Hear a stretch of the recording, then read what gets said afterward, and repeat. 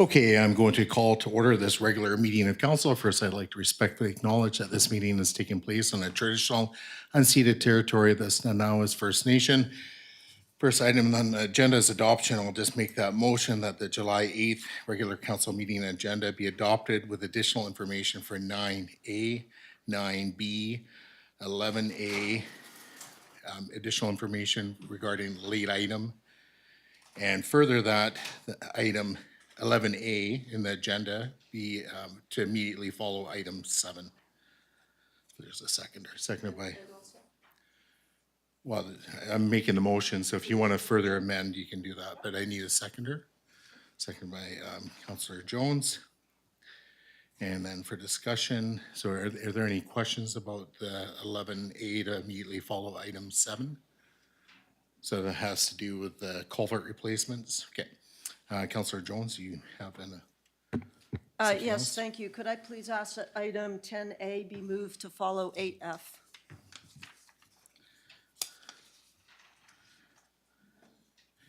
Okay, so so there's an amendment there being made to move item 10A to follow, sorry? 8F. 8F.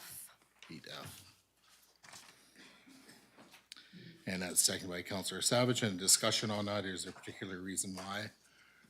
Councillor Jones? We just have a number of people here in the attendance tonight that have busy schedules, so I'd like to make sure we get to it for them. Okay.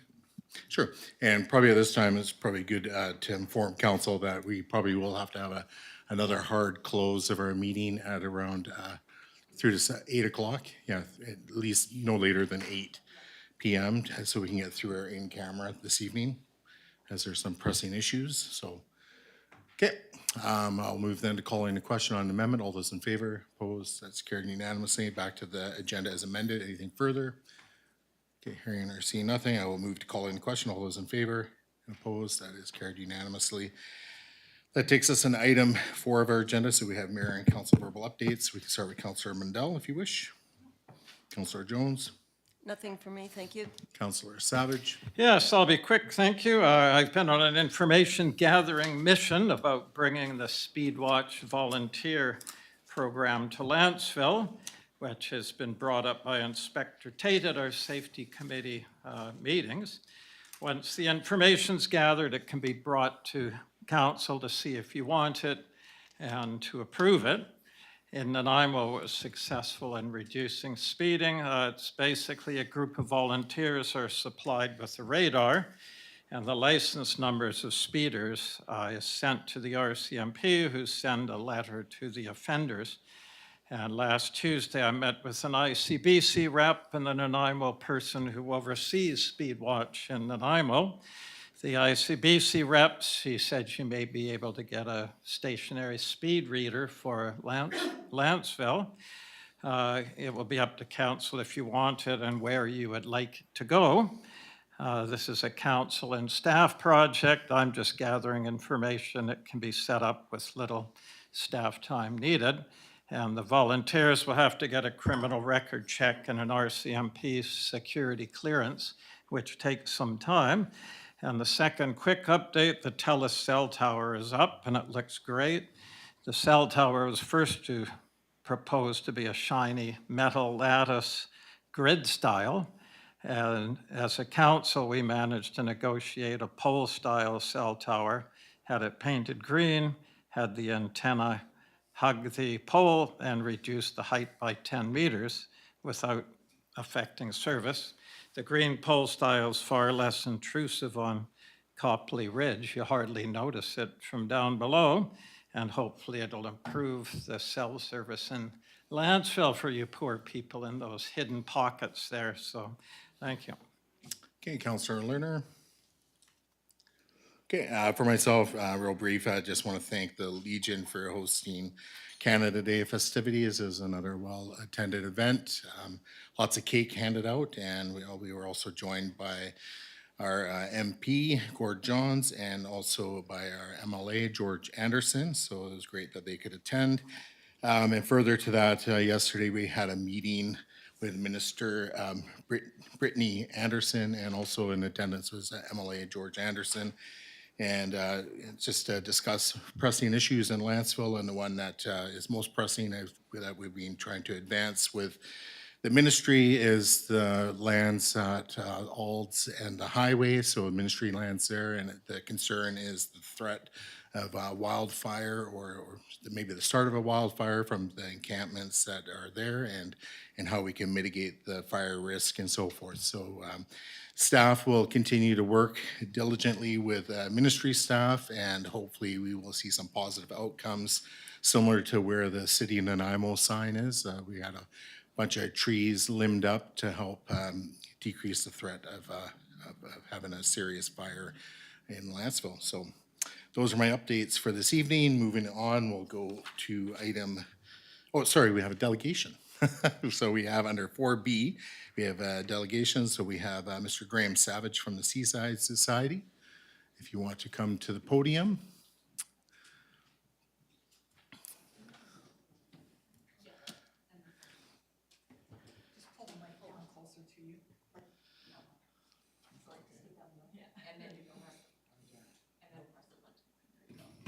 How's that? There we go.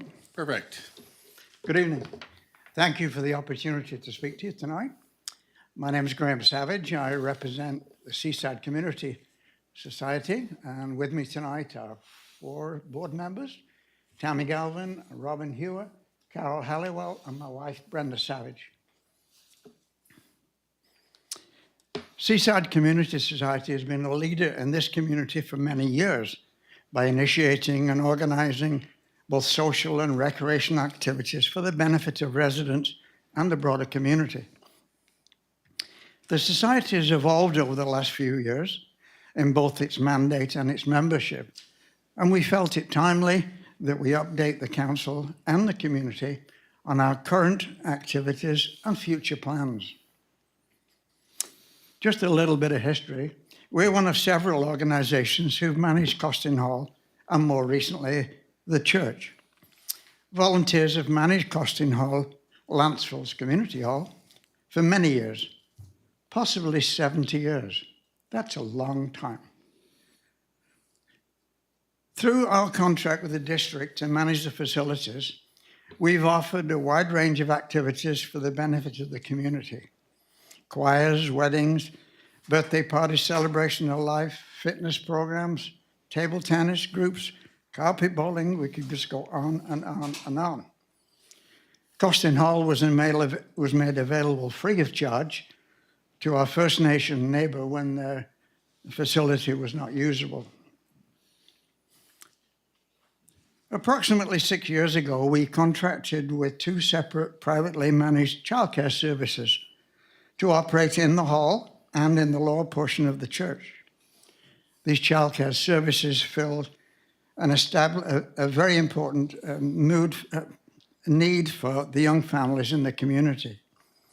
We also established strict protocols, which were approved by the health authority, which allowed for the continued use of Costin Hall by the community throughout the COVID pandemic.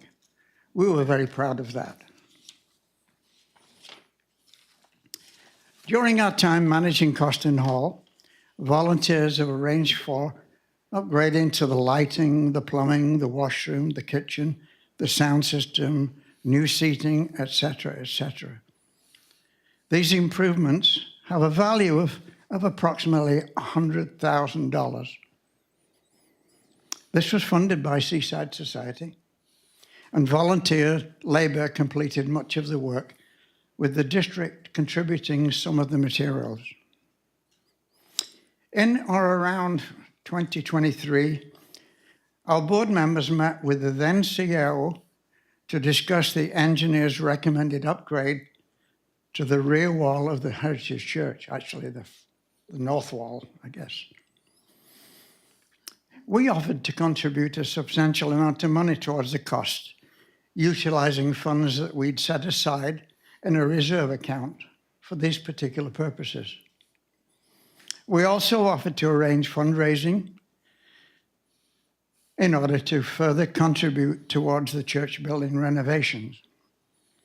We offered to upgrade and expand the Rotary Park adjacent to the district office and the plaza in front of the district office. These were in line with the adopted Village Core Plan recommendations. District staff were supportive of our offers at that time. Following the discussion with staff, they approved Seaside to dispose of church pews in order to reduce the weight load on the upper floor. Removing the weight on the pews would allow community use of the upper floor. Reducing the weight load was recommended of the structural engineers. We sold some pews. However, council instructed us to discontinue selling pews. In my view, it's unfortunate that council reacted to a Facebook post accusing me of stealing pews. I really need pews.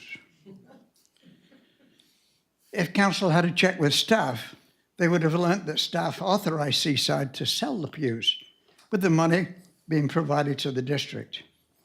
We did provide the district with the funds we made from the sale of the pews, and subsequently the district sent these proceeds to St. Philip's Church, who it was determined were the rightful owners of the pews.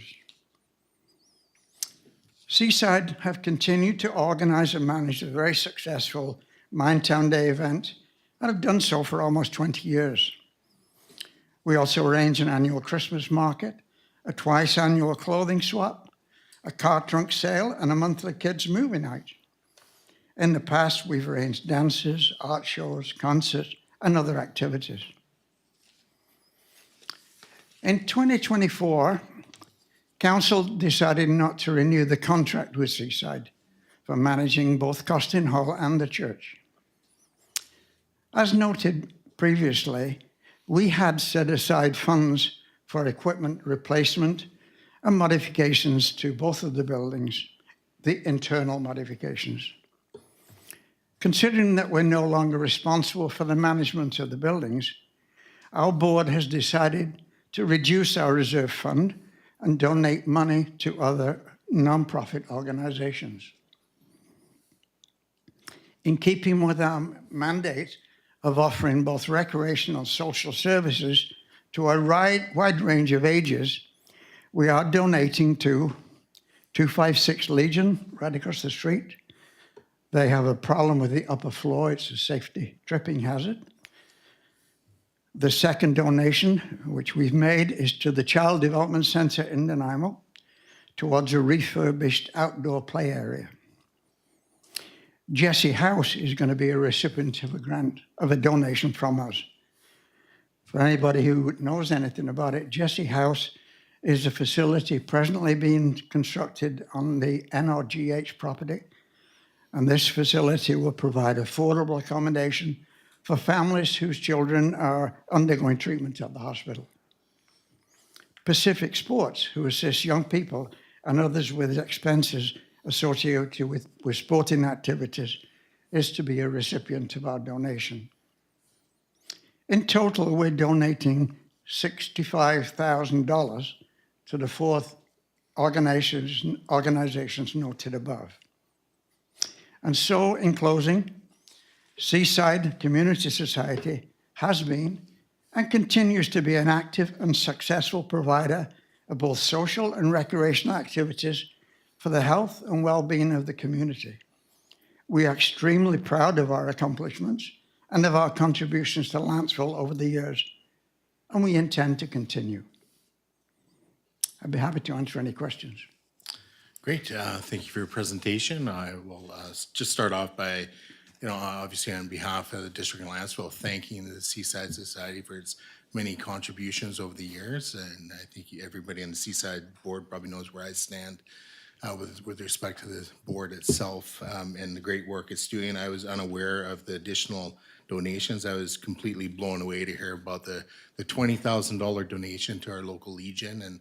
And I've always viewed the Legion as being one of our main pillars of the community. And to hear that the Seaside Society had donated $20,000, I was kind of speechless. So, but also to hear now that an additional $45,000 have gone to these other definitely worthy recipients not, in our broader community is also, it's fantastic. So again, thank you for your generous support of all those associations and entities. Yeah, it's excellent work. So I will Thank open you. it up to council for questions or comments. Go ahead, Councillor Savage. Yes, I'd like to second that. Thanks, Seaside, for all your years of work. And you still are contributing. You've got the movie nights at Coston Hall, the interesting trunk sale where people park in the Coston Hall parking lot and do sales and so on. And the Christmas market, there's still a lot of things. I think my favorite is the kids' movie night. I wish that was around when my kids were young, but anyway. So thank you kindly for all your effort. Appreciate it. Thank you. Councillor Jones. Yes, also a thank you to you and the Seaside Society, and I believe you also organize a clothing swap, if I'm not mistaken, which is another excellent community event. Thank you. Any additional speakers? Do you want a copy of this, Darcy? Well, again, thank you very much for your presentation this evening. That moves us on into our agenda. So we're on to the consent agenda. Are there any items from the consent agenda to be removed? Okay, hearing nothing, I will move that the 4 items listed in the consent agenda be approved. So is there a seconder? Second by Councillor Savage. I'll call the question. All those in favor, opposed? That is carried unanimously. That brings us on to item 7 of our agenda. So we have under public input period. Persons recognized by the chair to speak must first state their name and address for the record, may speak once for up to 2 minutes unless council resolves otherwise, and are limited to providing comment regarding the items listed on this evening's agenda. Comments must be directed to the chair and must not be directed to individual council members, staff, or the audience, and must not include personnel issues. So where you have one person at the microphone, when you're ready, name and address for the record, and you'll have your 2 minutes. My name is Joan McMillan. My address, I am hesitant to give it because I've respectably appeared before council before and asked that people that are writing letters to council, they have their addresses redacted. Okay, so Ms. McMillan, I'm going to interrupt there. This isn't a time to protest our policy. If you're not able to give your address, I'm going to ask you to sit down. Well, I'll give my address under duress, 7016 Peterson Road. Okay, thank you. You got 2 minutes. My 2 minutes will be very, very short. I'm once again respectably asking if you will have a constant and complete surveying of people that are submitting letters and whatnot that are going into the So, Ms. public. McMillan, I'm going to interrupt you again. That is not on this evening's agenda. If you want to protest about that further, you can write in a letter addressing council and staff. May I add one thing to that?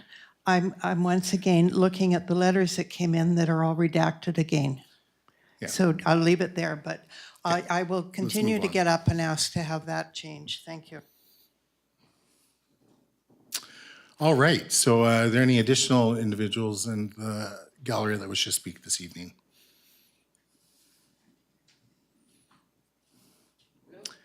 You just got to press the button, make it go red, and then just name and address for the record.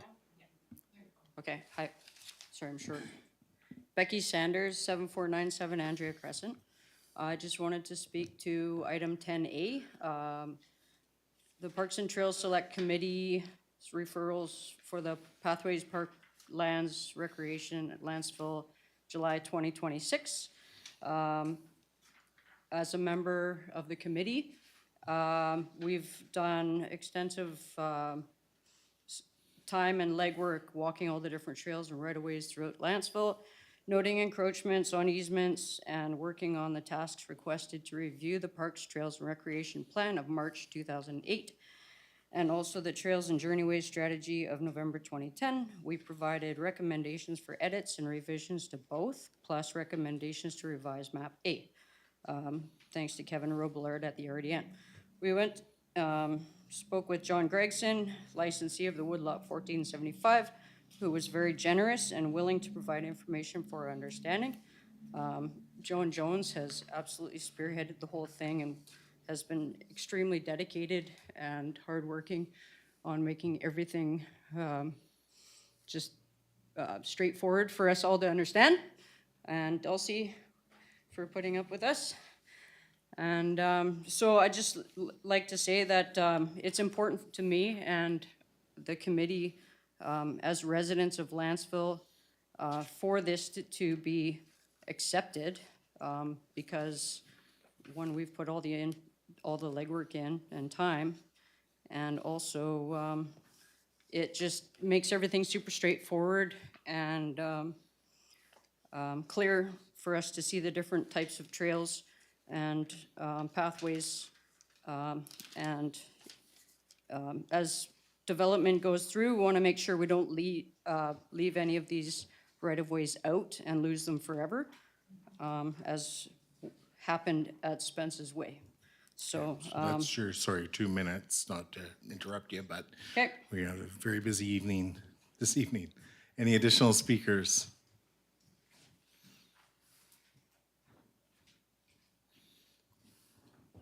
And again, just name and address for the record, please. Katrina Barnes, 6620 David Place. Thank you. This evening, I'm also here as a resident of Lantzville, as well as a committee member with the Parks and Trails Select Committee. And to follow up on what Becky had shared, over the course of the past 2 years, our committee has worked extensively to come together to work on this project. We represent diverse backgrounds. Professionally, we have everything from excavating experience to administration and leadership. We reside throughout Lantzville, both upper and lower is represented within the committee. And collectively, I think we have over 200 years of residency in this great community. Some of us who are newer to the community, such as myself, and bring experience from other towns and cities within British Columbia, as well as some residents who were born and raised here in Lantzville. We came together on this committee through a love for the community, as well as a passion for the topic of parks and trails. I would also like to thank staff for their support, particularly Director Wells for her guidance and coordinating our meetings, as well as putting up with us, so much appreciated. On the agenda this evening, you have a document titled Pathways, Parkland, and Recreation, which represents the recommended edits from previous framework, which was provided to us, upon which was the basis of the work of the committee. It is the result of many hours of discussion, of research, of field work, and focuses on creating connection, protecting our environment, and celebrating the biodiversity of our community. I am very proud of the work that we have completed together, and I would like to thank you for your consideration of this document. In addition, I noticed on the agenda this evening one other topic that I wanted to lend my support to. The topic of garbage cans at the entrance to Copley Ridge Trails is something that I believe is very important. I'm in strong support of giving people in the community the opportunity to clean up after themselves and their pets, and would also like to encourage the addition of doggy bags, such as are provided at the ENN Trail entrances. Thank you so much for your time. Thank you. Additional speakers? Do we have any remotely registered this evening? Okay, going once, twice. Okay, so moving on in the agenda, so we're under, we're to go to, 11A. So through to council, this is the culvert replacements. There was a report submitted, or sorry, not submitted, but distributed at the start of the council meeting through to staff. Perhaps staff can just kind of introduce this and then we'll get down to business. So truthfully, just like Councillor Lerner has the flu, our Director of Finance has the flu, and I just found out, so I'm gonna do my best. Forgive me, I'm not the Finance Director, but I do know about the tender. So what had happened was we had originally done 3 culverts on 1 tender. However, we realized that the Fishbearing Creek license from the Ministry of Environment only allows us to replace the culverts between August 15th and September 15th, which means both entrances into Lantzville would be closed. and nobody would be able to get in and out. So we had to make a decision, a financial decision, a risk assessment decision, which basically we were working on till the wire today. So we've decided to award ask council to award 2 out of the 3 culverts so that Lantzville residents aren't basically put in a situation where they can't get to their homes. So Algers Road and Lantzville Road are the 2 culverts we're asking council to award to In the Dirt. They had the lowest bid. I believe out of the 3 culverts, it was quite substantial, 6-figure lower bid. We did do our due diligence, we did call their references, we did interview them, and we are happy with the way In the Dirt presented themselves.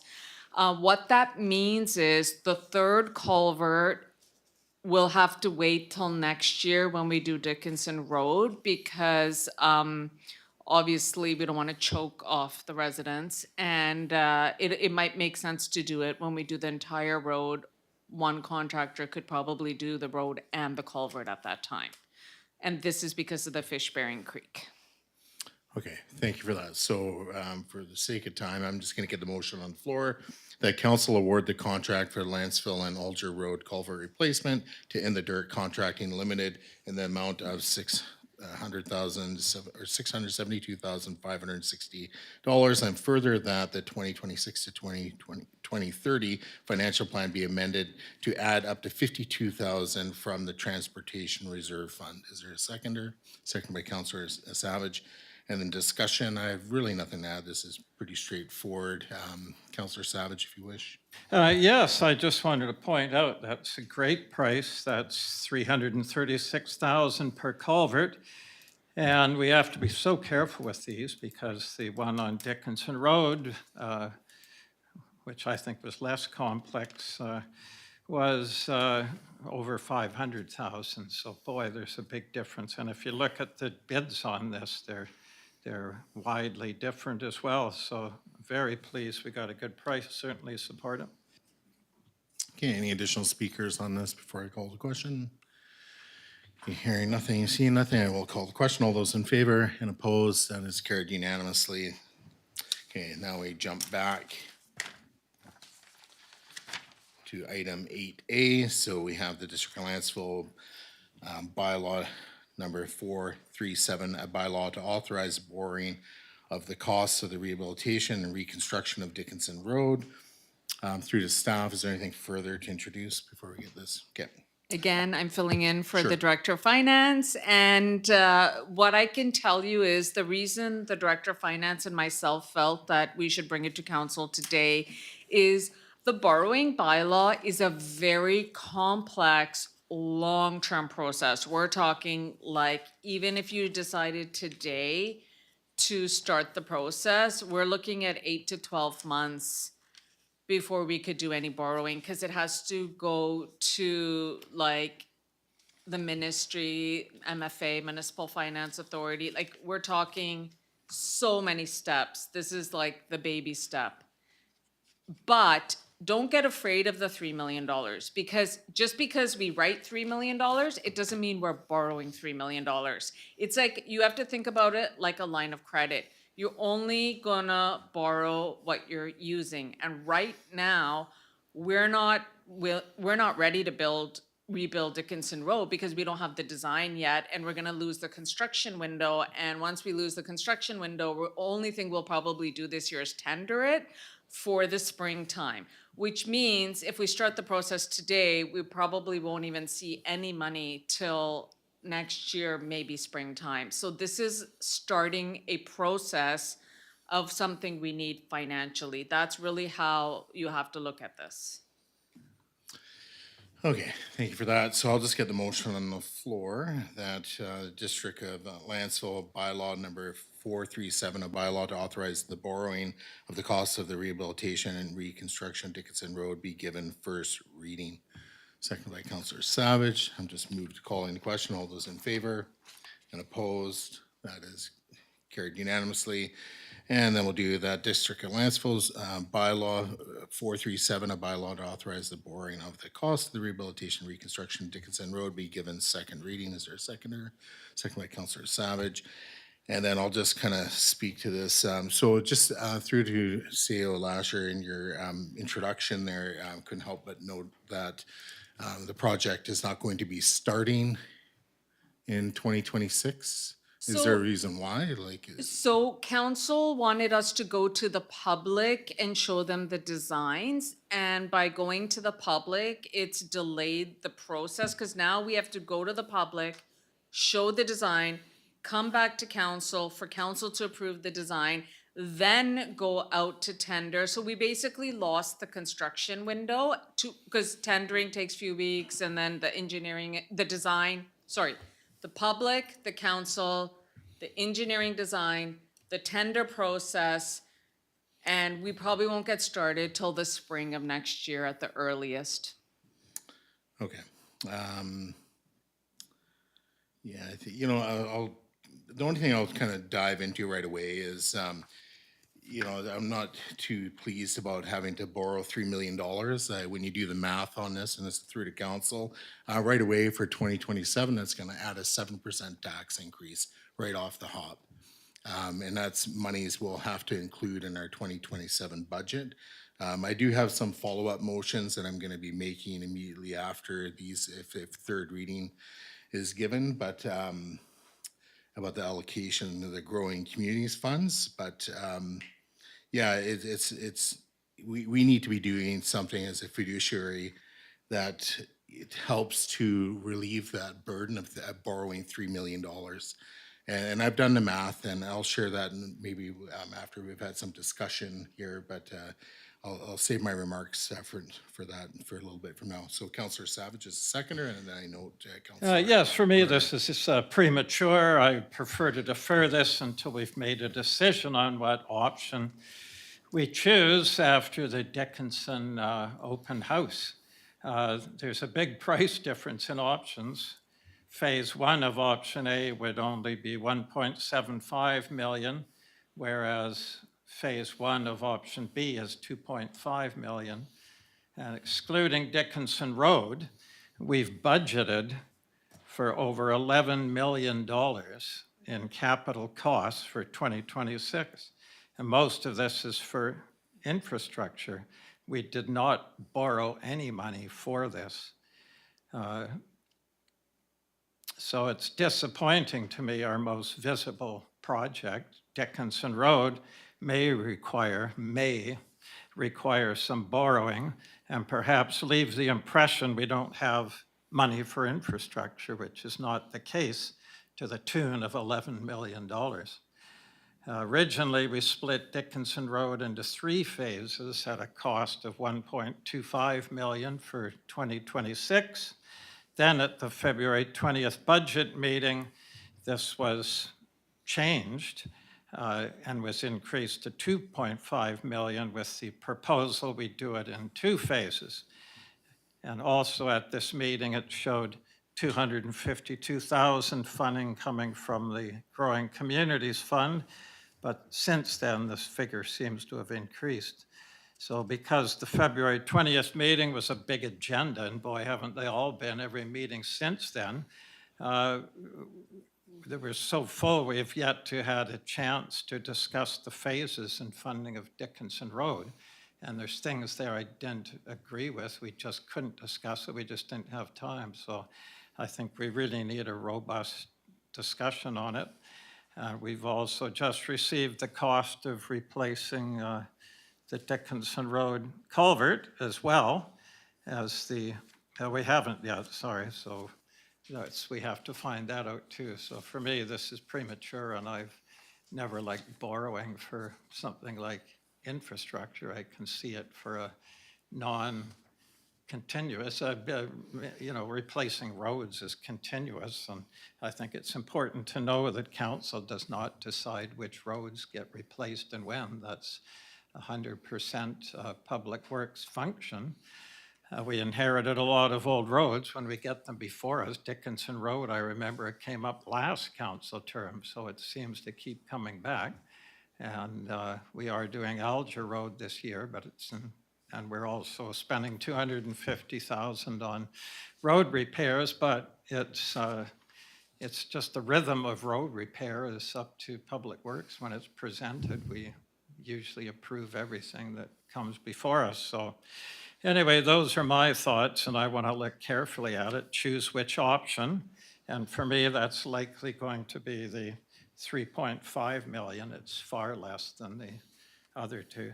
So in which case we can really have a good look. I enjoy budgets and funding issues, and I just need more time to get to the bottom of this to come up with the best funding for the community. Thank you. Councillor Lerner and then Councillor Mundell. Yes, thank you. A few points that I'd like to make on the borrowing and whether we proceed with this. First of all, borrowing for roads is not unusual when it comes to a project of this size. This would be probably the largest road project in Lantzville's history since incorporation. And many municipalities are having to borrow for infrastructure, sewer, water, and roads because of the sheer cost. I have a note here from the 2021 financial plan. This 2021 financial plan, of course, predates this council, but the reason I bring this up is because there was an estimated provided by Public Works for replacing all of Dickinson Road, and it was $1,042,000. So at the time, just a few years ago, $1,042,000 was set aside for Dickinson Road. Now it turns out, we're told that it could be between 4 and 6 million, depending on the pathway. So of course we may need to borrow, because if since 2021 the money that's been built up has been inaccurate based on the estimates received from I don't know where. It doesn't say. It just shows that that estimate was put into the 2021 financial plan.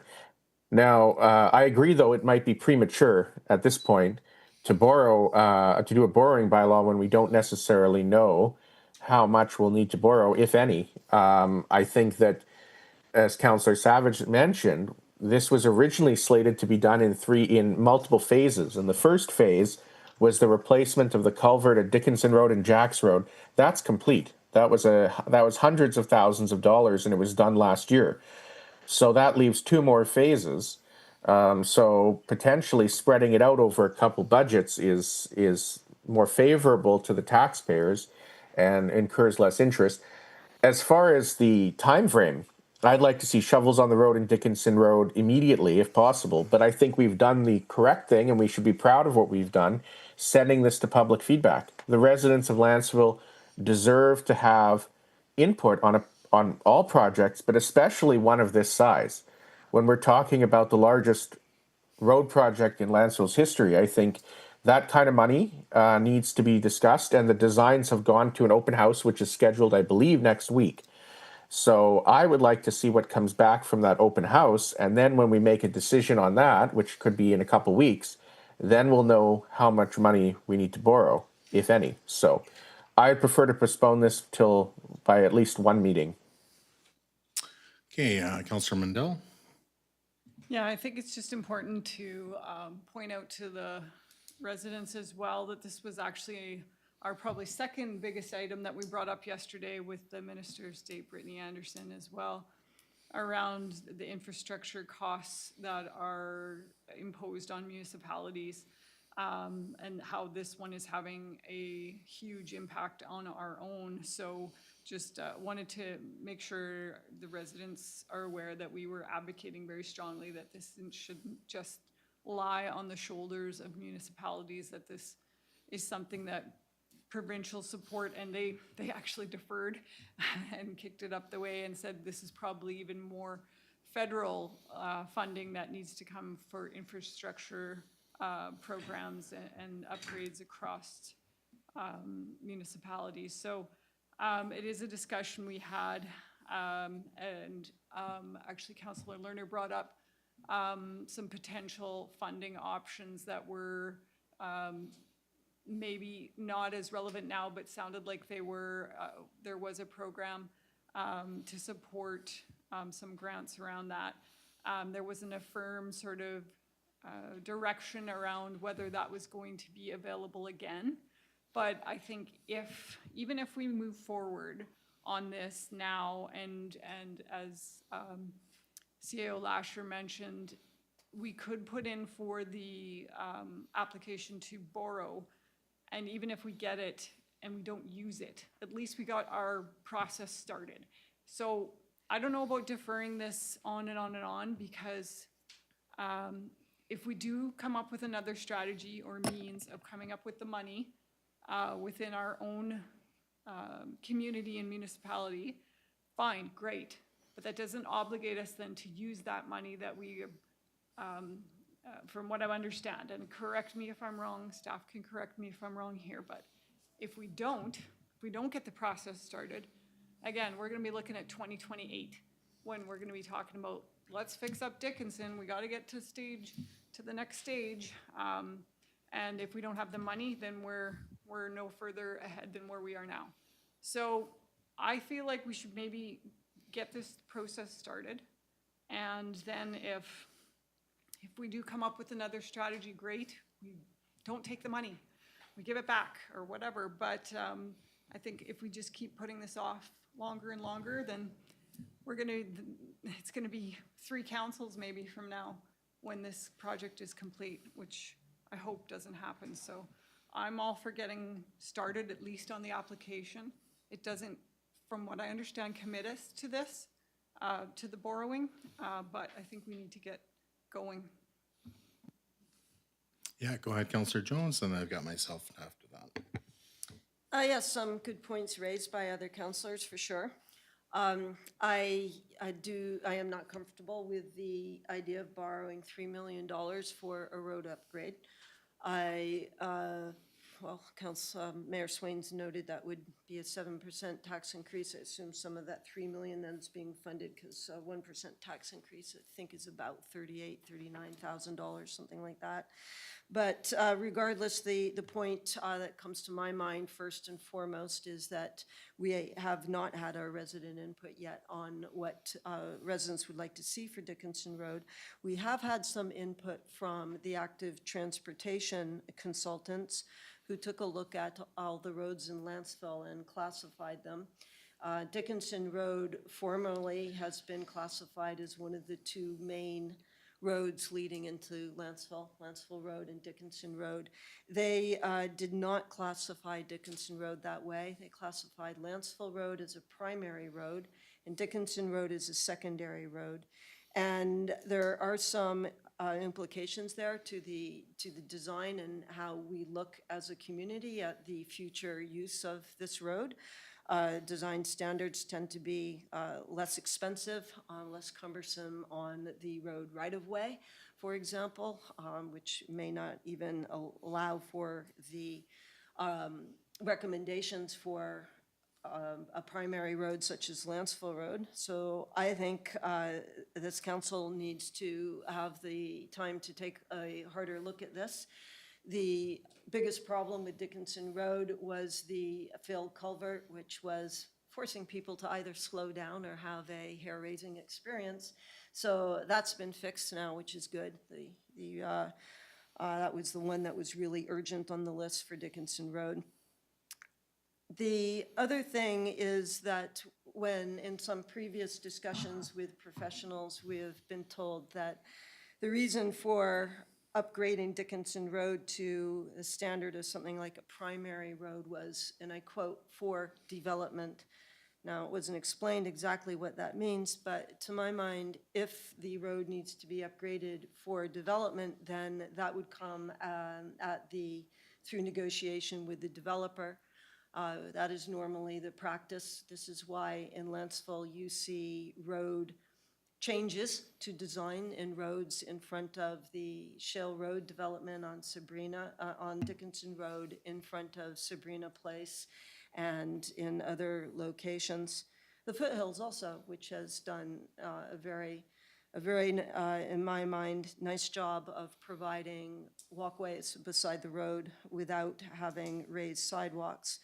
These are discussions that council needs to have before going forward and making these important decisions, because it affects the shall we say, the form and character, the complexion of our community going forward, and it also has a huge impact on the cost involved. So I also am not ready to approve a $3 million loan, and I do respect and think we should explore. I think I would support the phased approach to upgrading it. Thank you. Okay, so I got myself next, and it looks like Councillor Lerner's got his hand up again. Yeah, we're talking about borrowing money because we don't have enough money. So let's start on the money side of things and what we don't have enough of.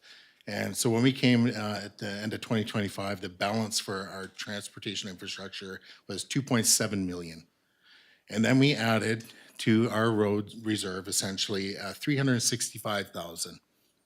That's it. That's all we added. And that is a funding gap. There's a major funding gap that is now being created with respect to our transportation infrastructure.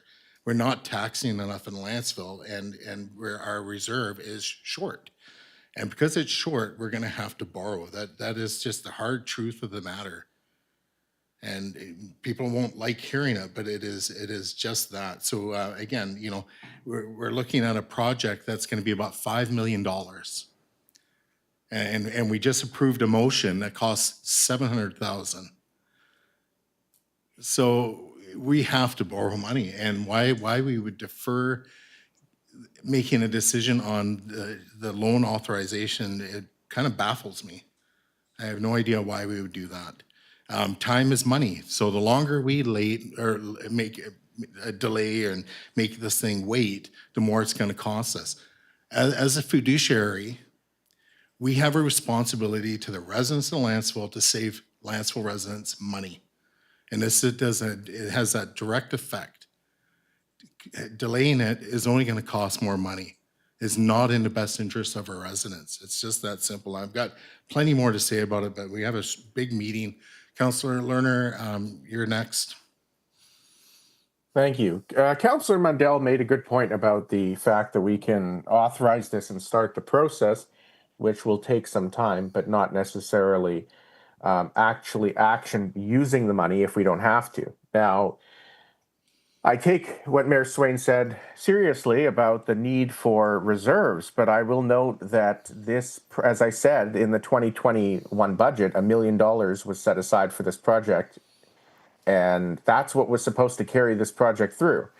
The fact is, at the previous meeting, I asked our Director of Finance how much we would have to increase our taxes in 1 year in order to do this project without any borrowing, and the answer was 80%, 80 in 1 year.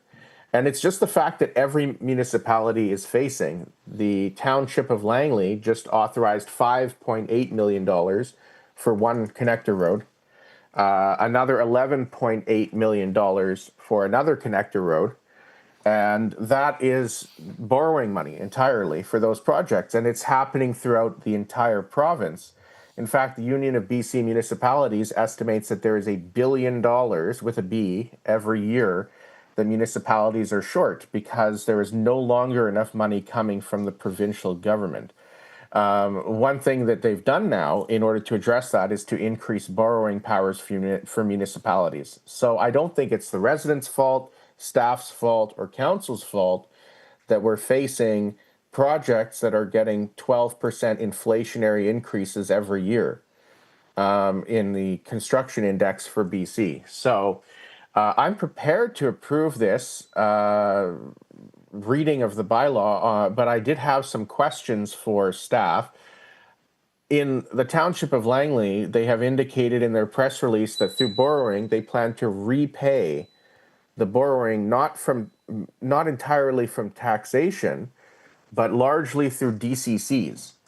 So in other words, if this is a 20-year amortized loan or a 30-year through the Municipal Finance Authority, then as DCCs come in that are related to that road, they pay off the loan without having to use taxation. Is that something we can do here in Lantzville? Go ahead, CO Lasher. Yes, that is correct. Again, there would have to be some development on Dickinson Road in order for that to happen. I just want to add, there's a process here that Councillor Mundell is really aware of, is Municipal Finance Authority has 2 intakes. One is in the fall, one is in the spring. If we miss the intake window, only two times a year they meet, we will essentially not get the borrowing.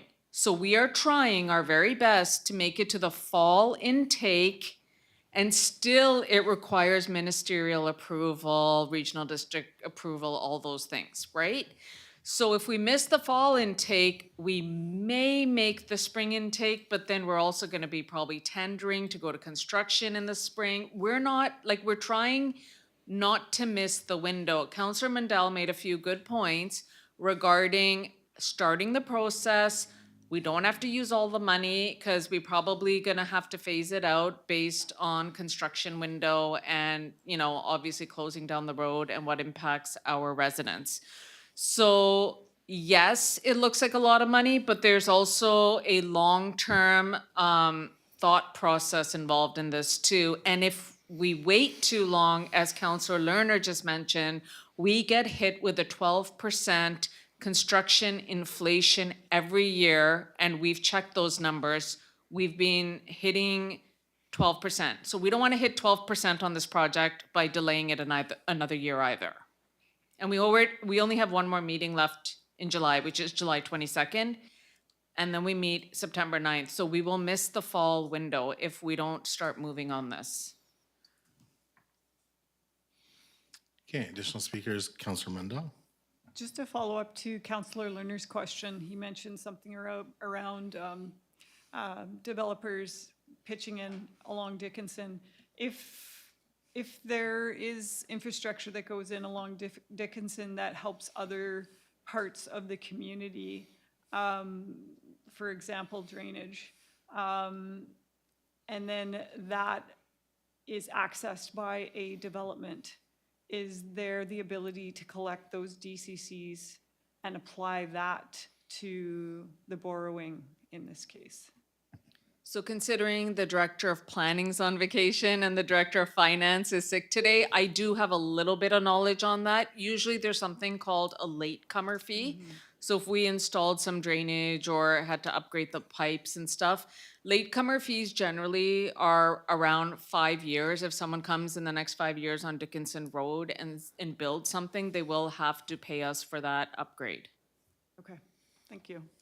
Yeah, and the other piece I was just going to say, and we don't know how long development may take to come along in that neighborhood or other neighborhoods that could pay into this. So I really think this is the time we just need to get the ball rolling. And if in that time frame, grant funding such as what we talked about yesterday with the minister does come available, maybe there's the ability to access some support for the different phases as potentially things shift around with government and their decision-making and their funding resources. There may be the opportunity to tap into some of that as we go through this, but I don't think delaying is in our best interests. I just want to add that when you say that yesterday, the minister was very clear that they look for shovel-ready projects. This will become a shovel-ready project this summer. So to your point, you are correct. If it's shovel-ready and new grants come out, which there will be, we could apply. Okay, Councillor Savage. Yes, for me, I don't want to approve something until I know how much we need. So just to give exact figures, our estimate for Dickinson Road was $3,494,000, and that's plus the culvert. We don't know how much that's going to be. And that was our lowest one. And the highest one is $6,031,000 plus the culvert. So if you take the 3493, that's almost let's call it 3.5 million. Half of that is only 1.75 million. We're doing this in 2 phases. So if we start phase 1 next year, we only need 1.75 million. If we do the second phase the next year, then that's, 2.5 years from now. So this idea we've got to rush into 3 million right away. We've had months and months to working on this Dickinson Road. As a matter of fact, I remember it from last term. So I'm just not prepared to rush into this. I want to know exactly what our funding sources are and what else is available and minimize the amount we might need to borrow. But I want to really underline that. That's the amount we need for next year is 1.75 million plus the culvert, not $3 million borrowed. So I just want to know exactly and borrow the minimum. I just don't want to borrow a bunch of money if it's not needed. And the other thing is we've got a fair amount of income next year, which I'm not going to discuss, but I'm going to be looking forward to that possibility where we might not need to have borrowed at all.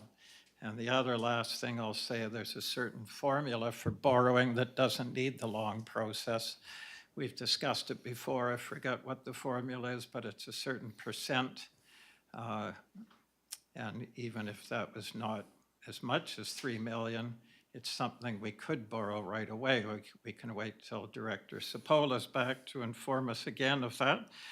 But there again, there's a lesser amount, my understanding is we can borrow without this long process. So there's many ways to skin a cat, but it's just for me. I tend to not borrow until I know exactly what we need to borrow and what all the funding sources are. So I would prefer to defer this to the next meeting. This is somewhat out of the blue. I haven't had much time to look at it. We only got the culvert figures tonight, so I like digesting all these things to think hard on our funding sources. We still have some reserves. And I also would like to say, too, we're not short on money. We're spending $11 million this without borrowing this for 2026, plus Dickinson Road. I'd hardly call that short on funds. We're just aggressively spending on infrastructure this year. So anyway, I'll make a motion to defer this to the next meeting. I move that we defer this item to the next meeting. Okay, and that's seconded by Councillor Jones. Any further discussion on deferring? Go ahead, Councillor Jones. Yes, with deferring, there are a couple of reasons why I would like this. There's several ways that this bothers me, taking out a loan for $3 million, even if you only need $1.5 million of it. And one of them is just something which is the way many of us were brought up, which is be careful when you borrow money because you tend to spend it and you do have to pay it back. So I don't want to set that as a precedent for Lantzville for borrowing more than we need, because down the pike it will be very tempted to use that money.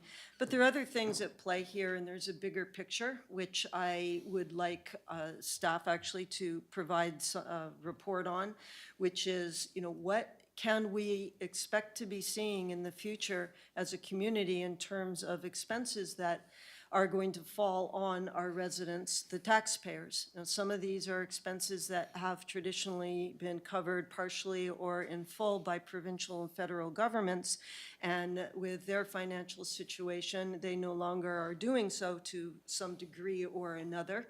And the result is what's sometimes called a downloading of these expenses onto the Councillor common Jones, taxpayer. sorry, I'm going to interrupt, but you got to speak to the deferral.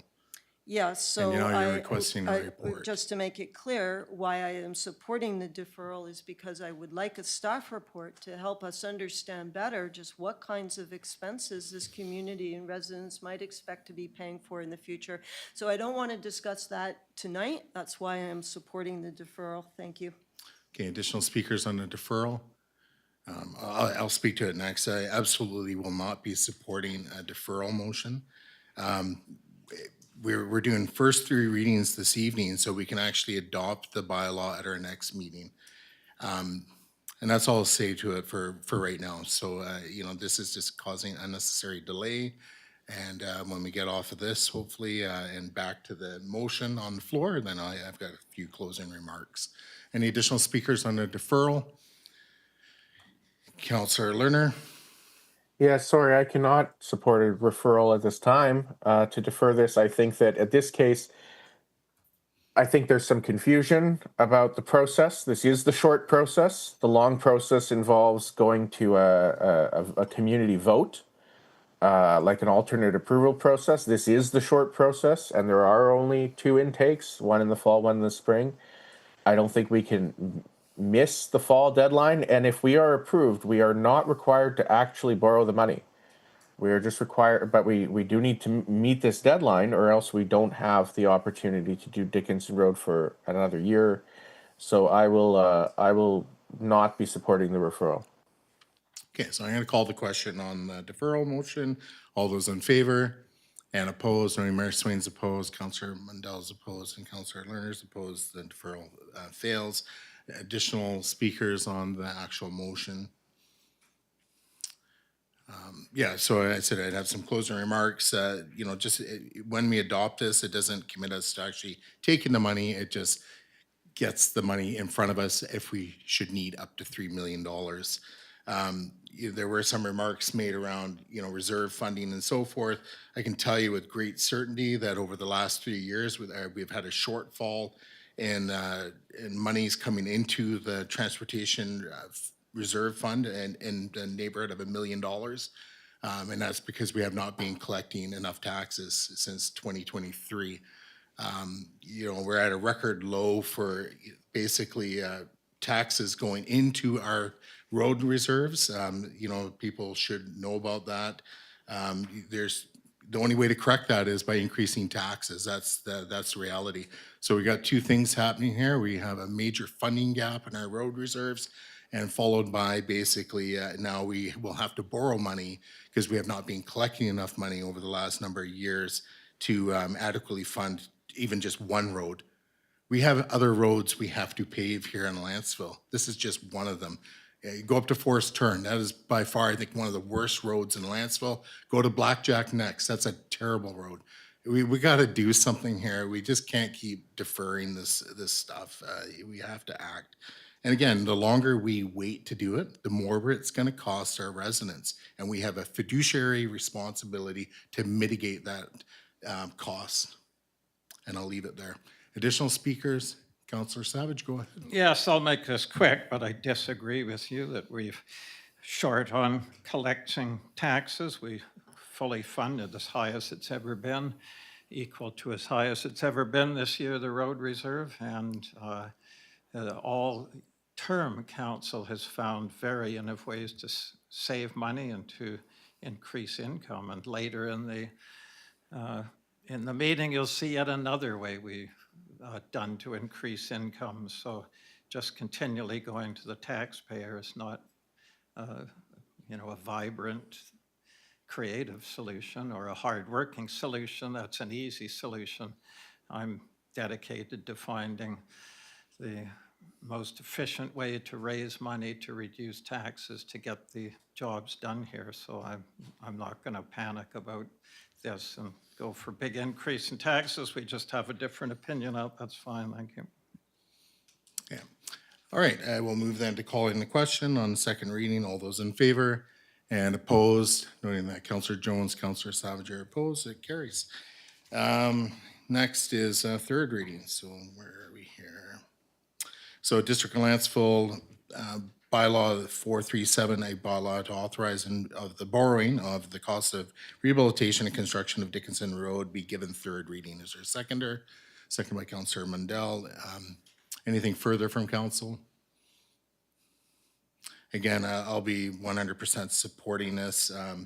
And you know, the reality is I know Councillor Savage and I seem to be having a disagreement over the monies in the bank, and I will be pleased to bring that information forward because the money's not there. It's just that simple. Councillor Lerner, if you wish. Yeah, I will be supporting the motion on the floor to give third reading.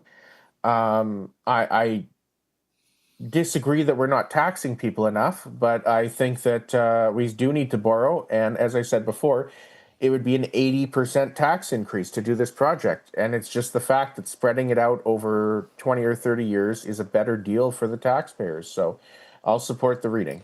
Yeah, and just so there's no communication around the funding, what I'm saying is we are not taxing enough to fully fund or, or bring our funding up to where we have had it in our road reserve. It's just that simple. Our road reserve has fallen off. Councillor Jones? Yeah, just briefly on this question, we can raise taxes quite a lot, and we're not going to come close to paying for a resurfacing of all the roads in Lantzville. That's been estimated several years ago at $90 million. It's probably 4 times that today. So it's very clear to my mind that we better find another solution. And in the meantime, if we borrow $3 million to do 1 or 2 things, well, we've left the rest of Lantzville out because we can't continue borrowing that kind of money to do our roads. We're not the only municipality with this problem. Every single municipality in British Columbia is facing it. At some point, some solutions are going to be found, but we're not there yet. And that's the main reason why I'm not willing to take this step. I think we can do better. Thank you. C.O. Lasher?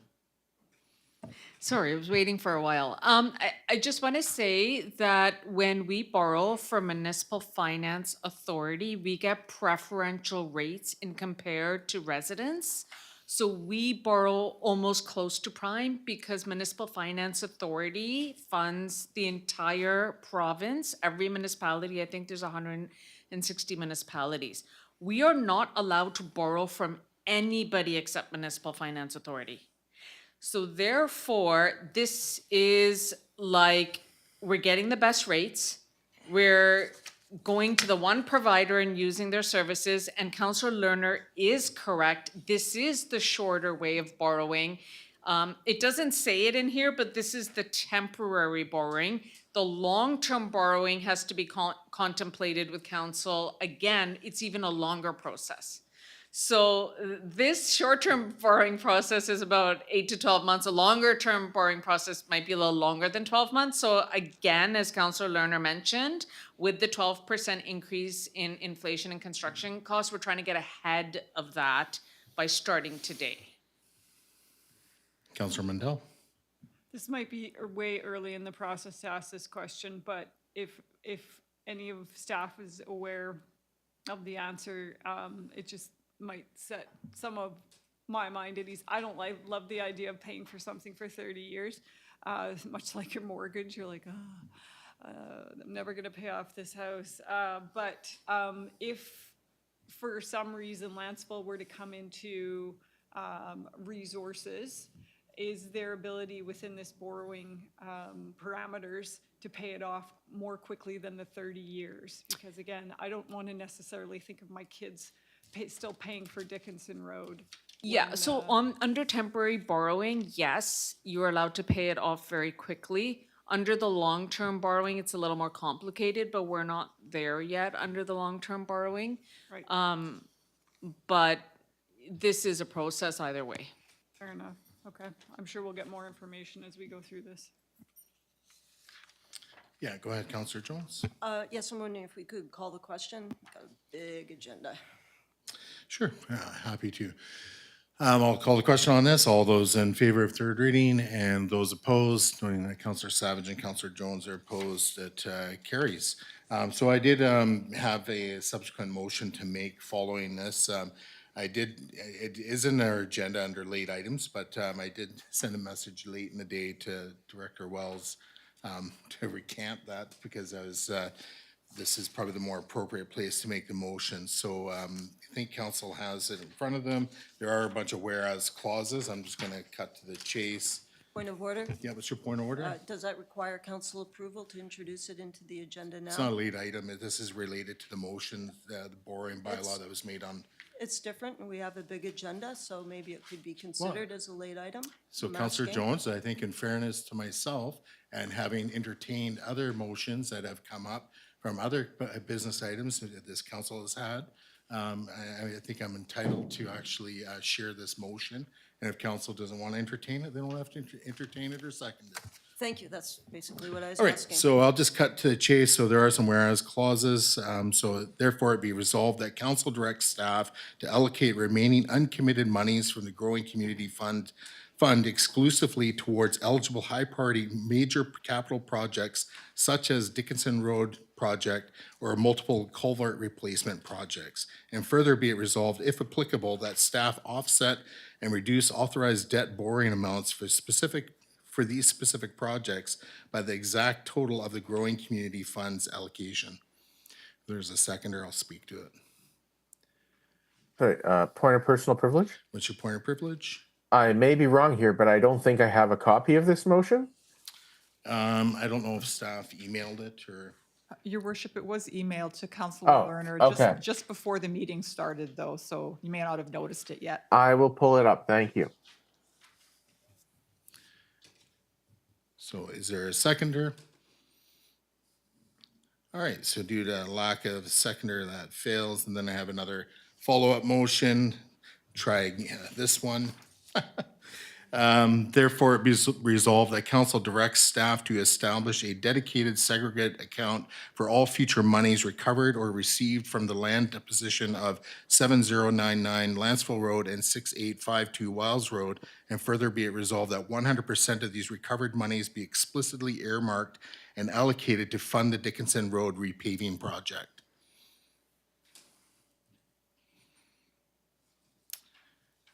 And looking for a seconder. Oh, so it's on the last page, yeah. All right, so due to lack of a seconder, it fails. I'll just do notices and motion at the end of the agenda, that's fine. All right, so moving on in the agenda. So we have 8B, so we have the District of Lantzville alternate notification bylaw, a bylaw to provide an alternate means of publication number 415-2025. Director Wells, is there anything further to introduce there? No, your worship, it was an item that has been brought to council in the past during the budget discussions. And council, as I understand it, didn't want to make a decision until the budget had been finally approved. And I may be mistaken about that. It could be that council just doesn't want to do this alternative notification bylaw. So I'm just trying to make sure about that by presenting it one more time to test the waters with council. Just I'll a get the point of motion order. on yeah, what's your point of order? I think this item already appeared on agenda and was voted down, which means it would be considered a reconsideration. Through to staff. Thank you, your worship. Through you to council, we're not asking for a reconsideration. The motion was brought to council in March, so we're well outside those timelines to reconsider. What we're looking for is a fresh consideration of adopting the bylaw. It still has 3 readings that were done in September, and so we're asking that it be considered again at this time. Not under the reconsideration provisions, though. Okay, Councillor Savage. Yes, thank you. To Chair, to staff, I was puzzled over this. I thought we had voted this down, but if we just deferred it, is that your record there that it was just deferred or not voted on rather than defeated? So in March, yes, it was defeated. There was no discussion, however, at the time about the reasons. And so I wasn't sure if it was because the budget hadn't yet been finalized at that time or because council just didn't want this bylaw. So what I'm just trying to make sure now that the budget is through, that Yeah. this is council's decision. That's Okay, all. but procedure-wise, can we go straight to adoption if it was defeated before? Yes, because it's, the first 3 readings are still on record from September. So in March, adoption was defeated, Yeah. and that's where it stands. So the first 3 readings are still on the books. Oh, that's a very interesting procedural matter. I didn't know that. So if something's defeated, a bylaw's defeated, you can come right back to adoption if you change your mind on it then. You can. Oh, okay, that's interesting.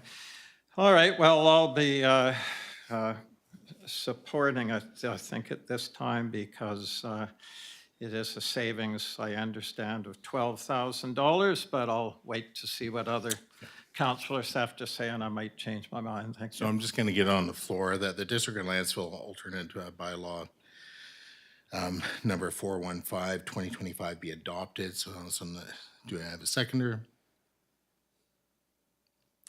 Second by Councillor Jones, and then Councillor Jones, go ahead if you wish to speak. Yes, thank you. We did have a bit of discussion about this before, and my recollection is that there's a cost in the neighborhood of $12,000 for putting notices in the newspaper. And the thought was that perhaps money could be saved by putting notices, getting the information out to the community some other way. We identified, I think, 4 different ways of doing that. One of them was the community update. There's a flyer to direct to residents was another. That would cost a considerable expense each time it's done also. And this is why we decided to defeat it. I haven't changed my opinion on any of this. If council is interested in saving the $12,000, I would suggest that we test the waters and do a pilot project to see if information is getting out to the community through these other means, because that is the requirement. We have to prove that we can get information out to the community by some way, and we have not done that yet. So I think this needs it's going to take a little bit more time if we have to revisit this, and I would like to postpone this. We can deal with it the next agenda, but I don't consider it a high priority given what else we have on tonight's agenda. Councillor Lerner. Thank you. I will be voting against this, which is what I did last time. We did give it 3 readings, and I've supported the 3 readings. But then I heard extensive feedback from the community that they would like to preserve newspaper advertising, particularly as a backbone of communication among residents and among communities to have their small local papers. So at this time, I will be voting against it, as I did before. Thank you. Okay, additional speakers, so Councillor Mundell and then myself. Just through to staff, if I can ask, have you had a chance to reach out to other municipalities, or what, for example, is the city of Nanaimo or the RDN doing as far as their notifications? Are they still publishing in the newspaper? I think because we're so tightly neighbored by some of these other municipalities, and it might be confusing if we're doing something completely different. So if they're expecting, for example, to see a development application come through in the newspaper, which maybe the RDN does, and then we do something differently, and they'll say, oh, well, I didn't even get to see that. I just want to maybe see, are we in alignment with other municipalities if we stop posting? So the option to create this bylaw is available to all municipalities. So there will always be differences among those who choose to do it and those who don't, because it is an option. I know that the city of Nanaimo uses it. I'm not 100% sure about the regional district of Nanaimo, whether they do. But what I can tell you is it is more and more commonly being adopted, just because newspaper prints are very, very expensive, and they just don't have the same level of reach. And just to be clear, it's not that the newspaper is excluded, it's just we have other options we can use instead of the newspaper if we choose to do that.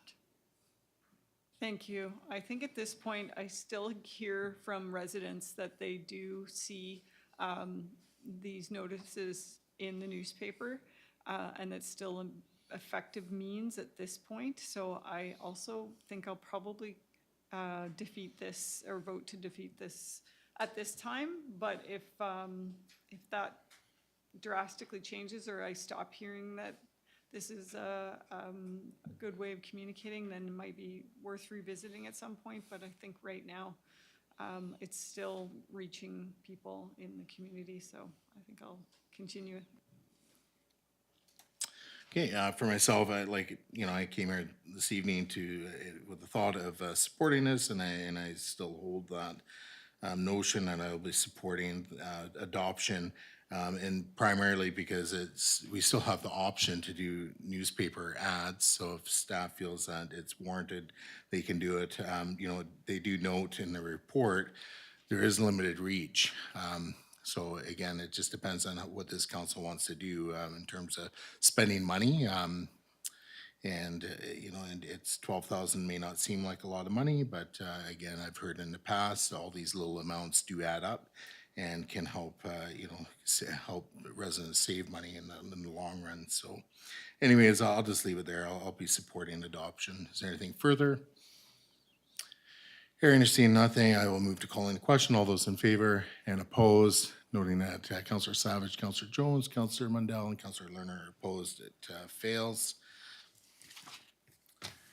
All right, so moving on, so we have under items 8C, this is District of Lantzville, water system number 140, or sorry, bylaw number 140-2018, amendment, Schedule C, water conservation levels, bylaw 432-2026.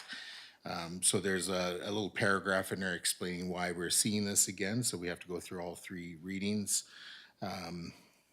Through the staff, can we just do all three readings at once? No, okay, so let's just get to it. The District of Lantzville Water System Bylaw 140-2018 Amendment, Schedule C, Water Conservation Levels, Bylaw number 432-2026 be given first reading. Second by Councillor Savage. I'll call the question. All those in favor, opposed, that's carried unanimously. And that takes us on to that District of Lantzville Water System Bylaw 140-2018 Amendment, Schedule C, Water Conservation Levels, Bylaw 432-2026 be given second reading. Is there a seconder? Second by Councillor Jones. Discussion on this. Councillor Jones? Yes, please, through to staff, just a little bit confused what we're looking at here. It says that the amendment Schedule C wasn't provided. I pulled this out of the last agenda. It says on the top of it Schedule C. This is why I was confused. What exactly is in this agenda that we did not have last time? It's the cover page for that Schedule C that is the actual amendment bylaw terms specifying that that schedule is being replaced. Thank you. You're welcome. Anything further? I'll call the question. All those in favor and opposed, that's carried unanimously. That District of Lantzville Water System Bylaw 140-2018 Amendment, Schedule C, Water Conservation Levels, Bylaw 432-2026 be given third reading. Is there a second by Councillor Savage? Anything further? Okay, I'll call the question. All those in favor, opposed, that is carried unanimously. All right, that takes us on to item 8D. So this is District of Lantzville 2026 to 2030 property tax exemption bylaw number 417-2025 amendment, bylaw 437-2026. Yeah, CEO Lasher, is there anything further? We have an accompanied report, but I didn't know if there's anything else to. No, okay. So I'll just get the first reading on the floor of that District of Lantzville 2026 to 2030 property tax exemption bylaw 417-2025 amendment bylaw 437-2026 be given first reading. Seconded by Councillor Jones. I'll call the question. All those in favor, opposed, that is carried unanimously. That District of Lantzville 2026-2030 property tax exemption bylaw number 417-2025 amendment bylaw 437-2026 be given second reading. Seconded by Councillor Jones. I'll call the, any debate on this? Go ahead, Councillor Savage. A one-sentence comment, please. This is a councillor noticed the Boys and Girls Club was no longer a tenant in the mall there, and that's why they were receiving the reduced taxes. So now they've vacated. We're getting a little more tax income. And it's just another example of council saving money. Well done, council. And to the councillor who noticed, so thank you. Okay, I will move to calling the question. All those in favor and opposed, that is carried unanimously. That takes us on to District of Lantzville 2026 to 2030 property tax exemption bylaw number 147-2025 amendment bylaw number 437-2026 be given third reading. Is there a seconder? Second by Councillor Savage. Anything further? I will move then to call in question. All those in favor and opposed, that is carried unanimously. All right, that takes us on to development permit number DP 26-10 for 7100 Sabrina Place. So I think we have a little presentation on this evening. So Mr. Morton, when you are ready, the floor is yours.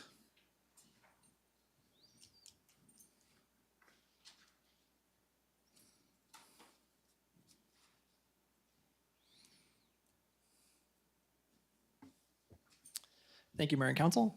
So this is for a form and character development permit amendment for 7100 Sabrina Place. A little bit of background, the applicant has applied for an amendment for a development permit for form and character for 7100 Sabrina Place. Please see the following slide for the proposed site plan as well as a site plan showing the original encroachment. If this amendment is refused, the original development permit that was approved by council on September 17th, 2025 will still be in place. 7100 Sabrina Place, just off Lantzville Road.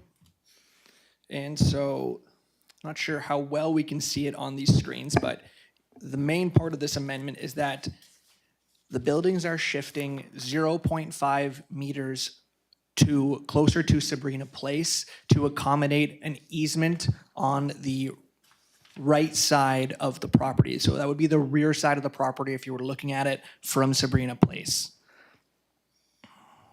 This would result in a projection into setback of 0.36 and 0.25 for the verandas / porches that are on the side closest to Sabrina Place.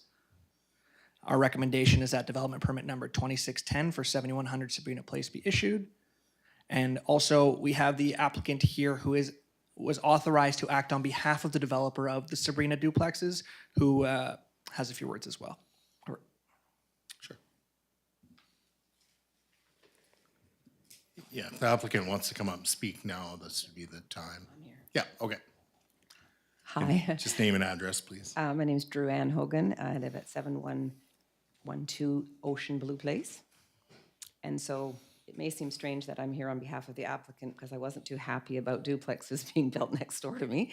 But unfortunately, when I purchased the land, the developer had spray painted white lines on the property. So I'm the neighbor to these duplexes, 4 units going in next door.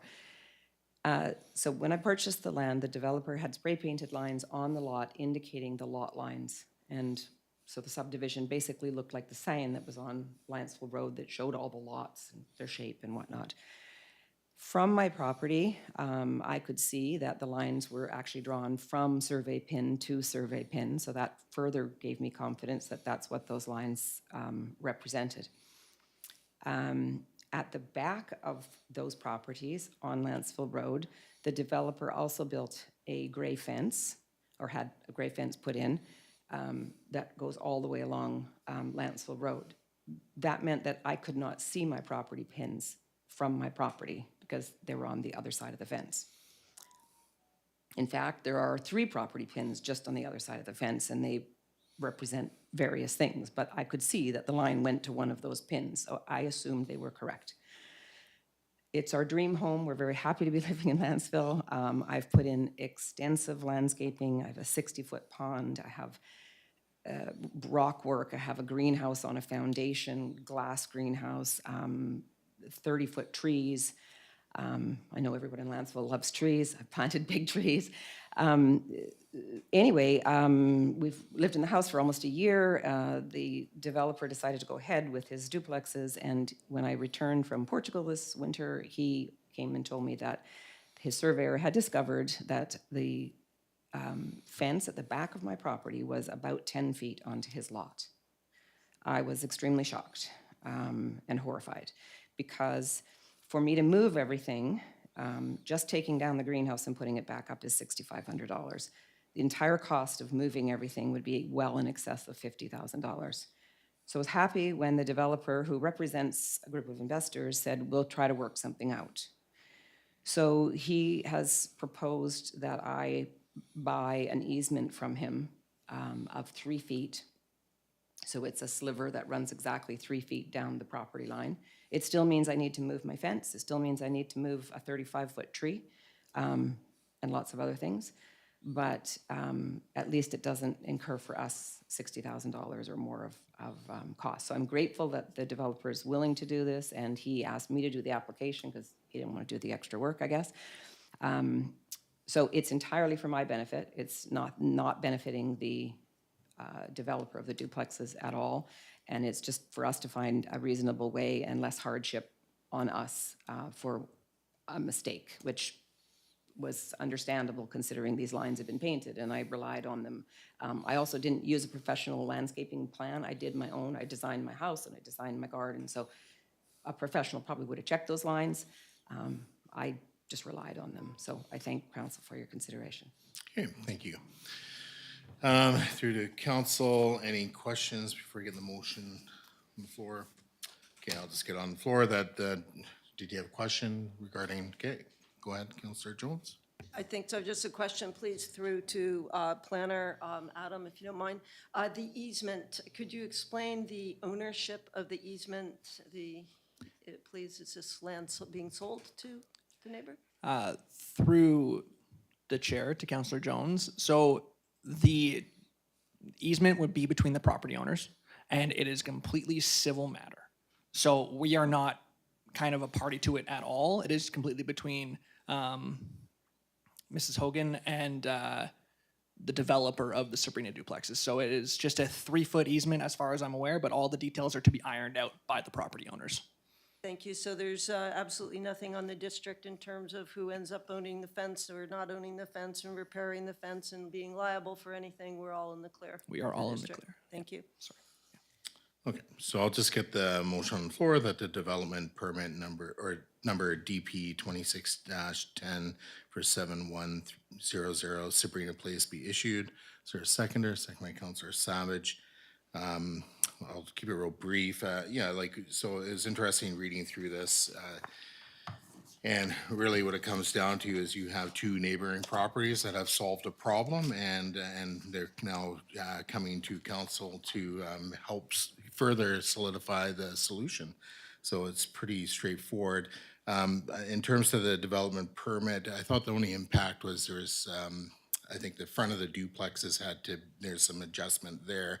And that's really what council has to contemplate is that, not necessarily the distraction of the easement. It's more the frontage. That's what we have to contemplate. But again, I support the development permit as laid out in our agenda. Councillor Savage, if you Yes, I'll certainly support this. Very good of the contractor, the builder, to do this. It's really helpful to the business when you serve others, so well done.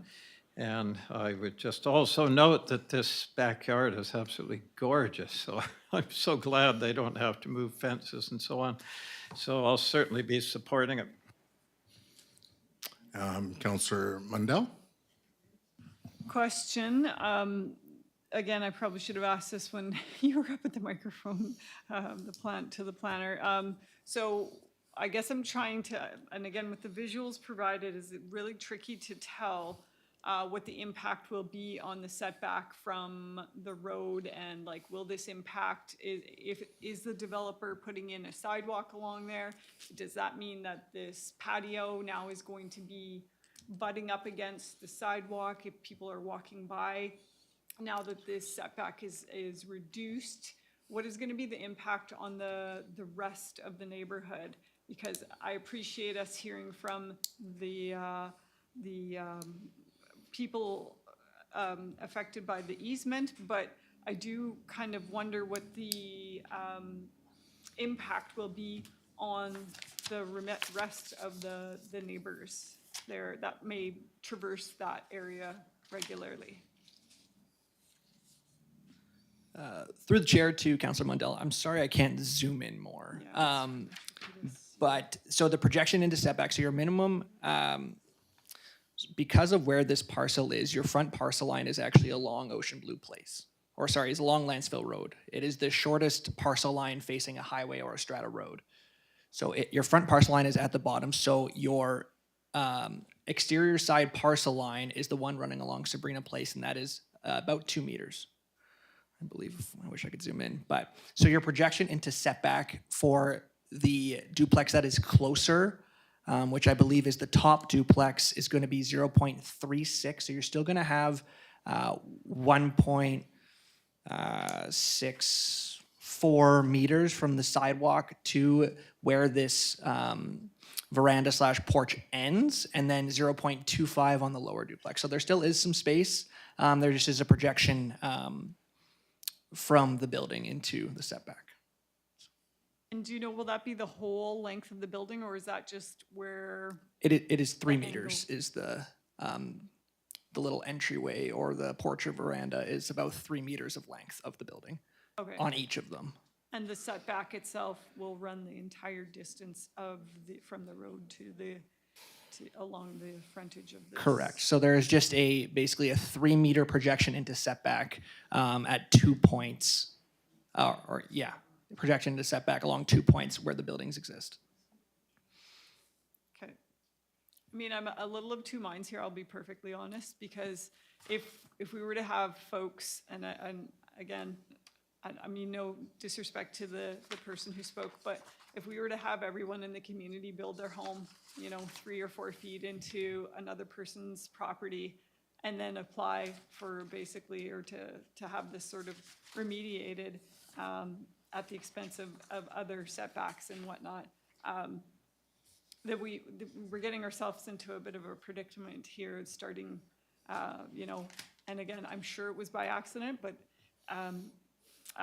again, I have a little bit of reticence supporting, just because I feel like if we do this for someone and then it keeps happening, and everyone, when they build their properties, takes a few feet here and there, that we could be dealing with some future challenges. So I understand that it was in error, and I'm so glad that the two are able to come to an understanding, but it does give me pause, because I do worry about the precedent that it sets.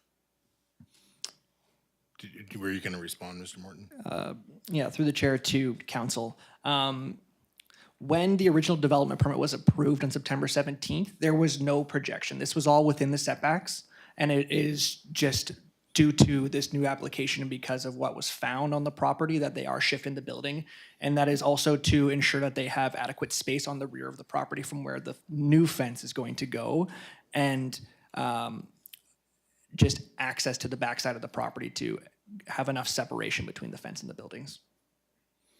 Thanks. Okay, and can we get the presentation down so Councillor Lerner, you can see him?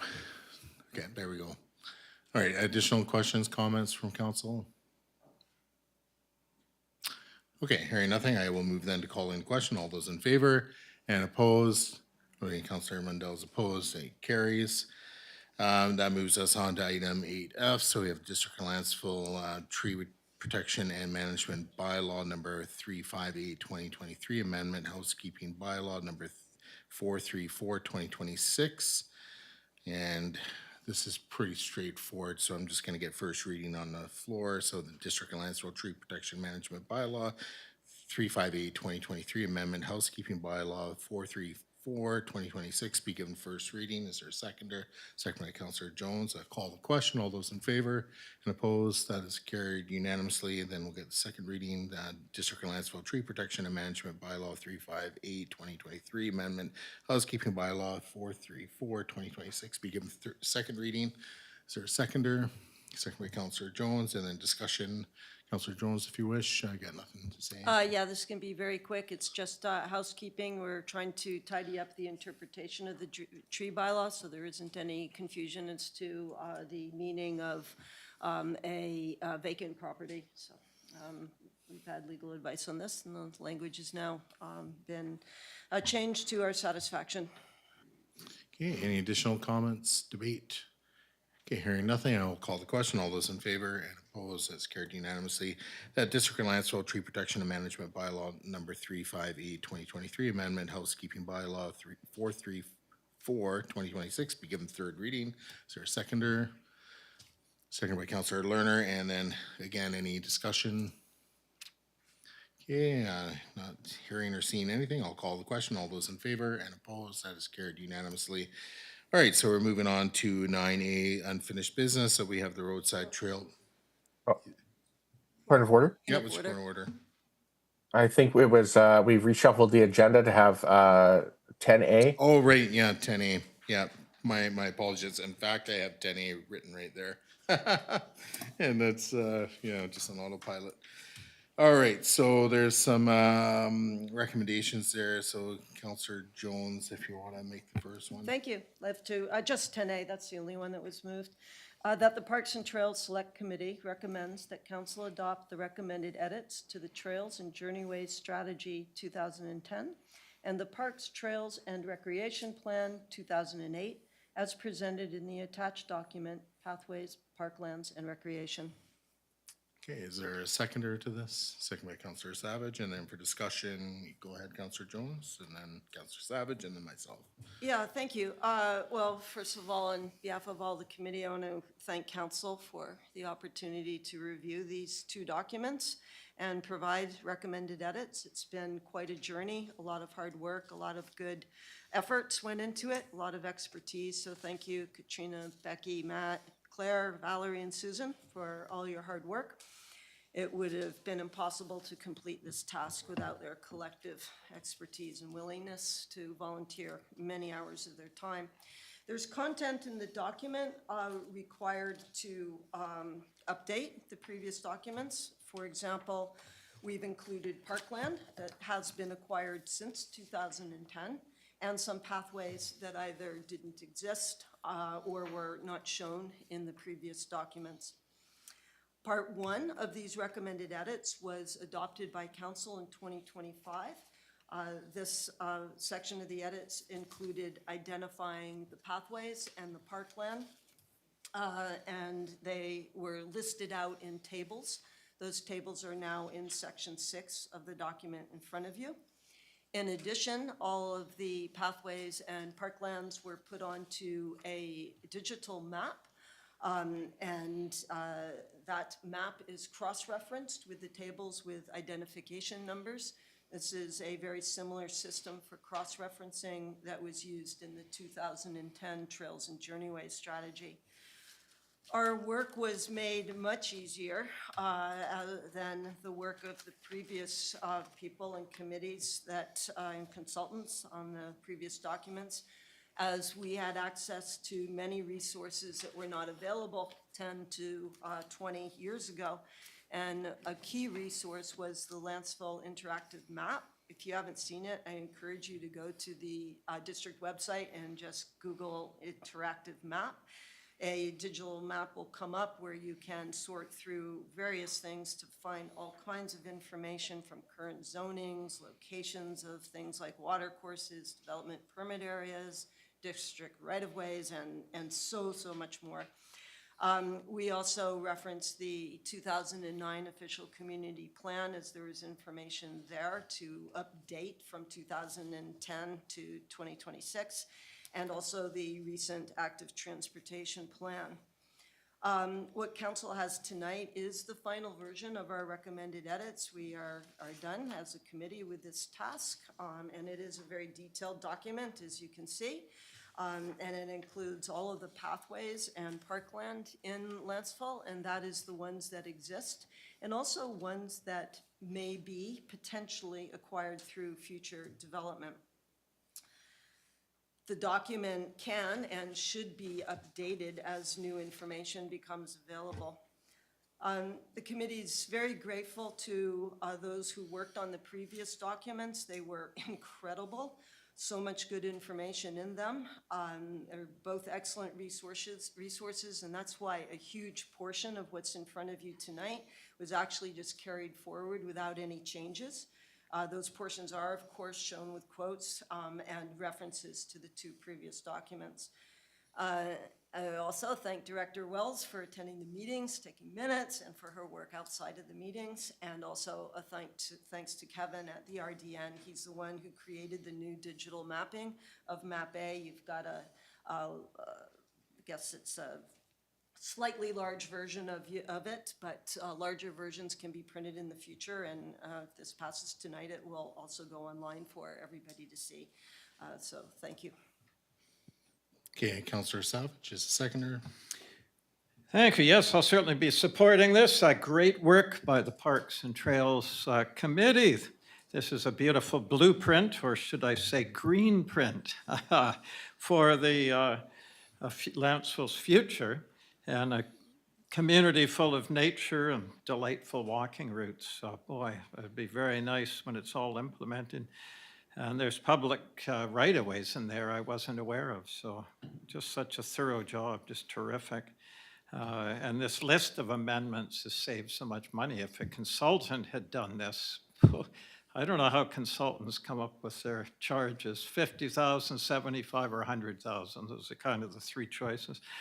And it was also having a bonus on the committee was a former planner, worked many decades at the RDN, and also worked for Lantzville for some time as well as a consultant and so on for planning. So it's great having someone so well versed in plans. And in fact, the whole committee was full of knowledgeable people that all contributed different things. Now, and then the last thing is traditionally at the end of council terms or the end of committee terms, the committee is treated to dinner by the district. And this was certainly the case on some of the committees I was on, OCP committee, incorporation committee, village improvement, and so on. So hopefully this will be done for the Parks Committee. It's been a tradition and you certainly deserve it. Thank you. Okay, so I have myself down next, and then Councillor Lerner, and if there's additionals, and then Councillor Mandel. Yeah, so first, my hat's off to the committee. I know this has been a huge undertaking, and a huge amount of work has gone into this, and countless hours, I'm sure, and probably maybe a few blisters from hiking the various trails and so forth. In terms of the actual document that we have in front of us, I want to ensure that we're making best use of it and how we're moving forward. I do have a few concerns, and they're not with the concerns that the work that has been compiled here, like there's been tons and tons of work and recommendations implemented here, but I think before we, adopt a document where we're actually permanently accepting the edits as, this is the way it ought to be, I think it needs to filter through our planning department or staff or so forth to ensure that there's no problems with any of the verbiage used and so on throughout the report. The one area or thing that, and this is at no fault of the committee, this is in the previous iterations, was when it talks about encroachments. I don't want to have a document out there that just alleges there's encroachments. I think it's important that if there's suspected encroachments, there's a way of dealing with that. And if there's a road end in which there's suspected encroachments, I think the document should read as an edit that, we survey. So I'll use Peterson road end as an example. A recommendation, I think, what should be quite succinct would be to survey and, and along the property line, install a split rail fence or something to delineate the private property from the park road end, where I guess the beach road end. I think it's just the most straightforward way of doing it. And it's, for example, I look at Shale Road and, there's a strip of parkland there, but there's only 3 properties that come up behind, or that abut it, and it's being suggested there's encroachment. So my concern is how those 3 property owners would feel knowing that we have a publicly facing document that's essentially accusing them of encroachments or a trail not being restored or whatever it might be. So there's just, that kind of stuff within the document. There's a few other things in there just in terms of, whether the items belong within the document and so on. But again, I think the biggest thing is staff having a chance to go through and vet the many recommendations and so forth, and then ensure, like another thing that's always come up is like ensuring that we're not diving into engineering. And I think this document has done a good job in that regard because it provides definitions in the document. But within some of the recommendations, there are some numbers, and I think it would be best that we remove numbers and just make reference to the trail names and so forth, and similar documents like our zoning document. then people can refer back to the definitions and so on.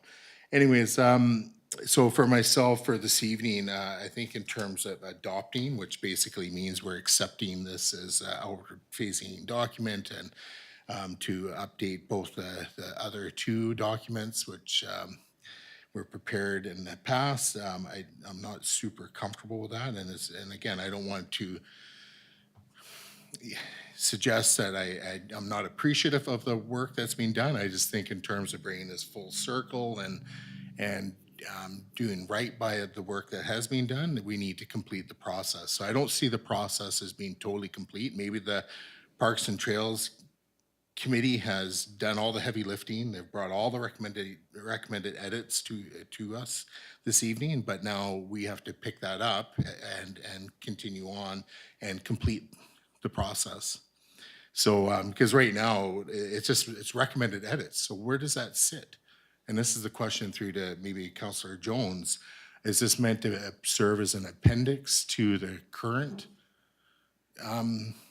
two documents, or as a syllabus, or I don't know, I'm just throwing words out there, but it doesn't give any clear direction. And I've asked staff, for their input on this, and kind of wondering, where does this sit in relation to those two documents? So maybe that's where I'll leave it, through a question to Councillor Jones, and then just be mindful of time. We do have Councillor Lerner and then Councillor Yeah, I'll Wendell. let other councillors speak before I answer that question. Okay, Councillor Lerner. Yes, thank you so much to the Parks and Trails Committee. This is an enormous amount of work. I was incredibly impressed by the document and the undertaking that this must have been. Certainly support adoption of this. When it comes to the document itself, we have to remember, I think, that this is not a bylaw or a zoning or an OCP. This is a guiding document that will help us make decisions. And we can definitely do housekeeping to it. I think if there are concerns, those should be brought forward as housekeeping motions the same way we just did with the tree bylaw. So I will support adoption. I know that the mayor had indicated we want to go in camera at 8 o'clock, and it's 7:52, so I'll leave my remarks there. Councillor Mundell. Yes, we're getting a bit of Councillor Lerner, you're just gonna have to, I think you are feedback, muted. so I don't, Yeah. yeah, he seems to be muted. Sorry, we're just getting Sorry? weird feedback. I It can- only seems to be when you are talking, but that's okay. Councillor Mundell. No.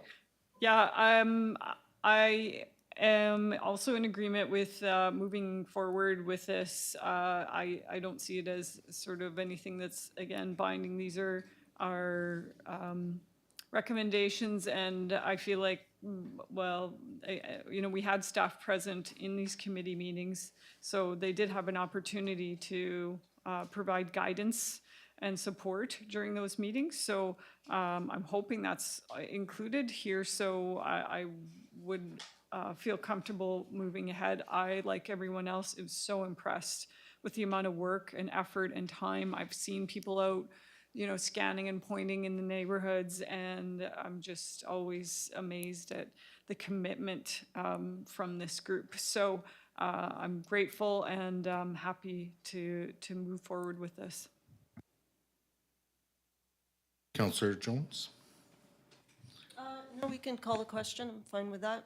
I think other councillors have addressed things, and I respect what they have said. All right, so we'll move to call in the question, and all those in favor and opposed, that's unanimously carried. Okay, so moving back to item 9A, so we have the roadside trail remediation work fronting 7084 Winslow Road and 7092 Lantzville Road. So the motion is that staff investigate and report back to council regarding if any remediation work is required to meet the standard engineering requirements to build a trail adjacent to a roadway, and further that if remediation work is required, then staff will also provide a briefing report regarding the scope and estimated costs of the required remediation work. Is there a seconder to the motion? Second by Councillor Lerner. And through to council, staff did provide the original information from staff, or the staff recommendation as related to this motion as well as the other one. So for the sake of time, I'm We did receive this at our last council meeting, and I'm sure all of council's had plenty of time to read through it. But, you know, it really comes down to, oh, and I think all my other things have, oh, and then also included an agenda on page, make sure I got it right here, 153, I do have a report included in the agenda, which I believe all the council has probably seen by now. But within that report, the key thing here is mitigating risk. You know, it's being identified and confirmed by staff that there is risk associated with leaving it the way it is. And also, you know, again, in my report, there was some notes also included about, you know, there was no engineering ever completed on it in terms of this project, you know, or since this project has been completed, we've already contemplated 2 other projects where retaining wall structures would be constructed to essentially mitigate risk and liability and to ensure that our trails are built with proper and modern day or current engineering standards applied to them. So I'll just leave it there. I know we're running short on time. I think Councilor Lerner, you're the seconder. Yes, so this motion basically asks us to get information about what might be required and then to report back to us. So I'll support that. I think that this path is one of the best things council did all term. I think that the Parks and Trails recommendation for this was fantastic, and a big kudos to them for that. I liken this to similarly when I bought my truck. It was something that I loved the purchase. Great truck.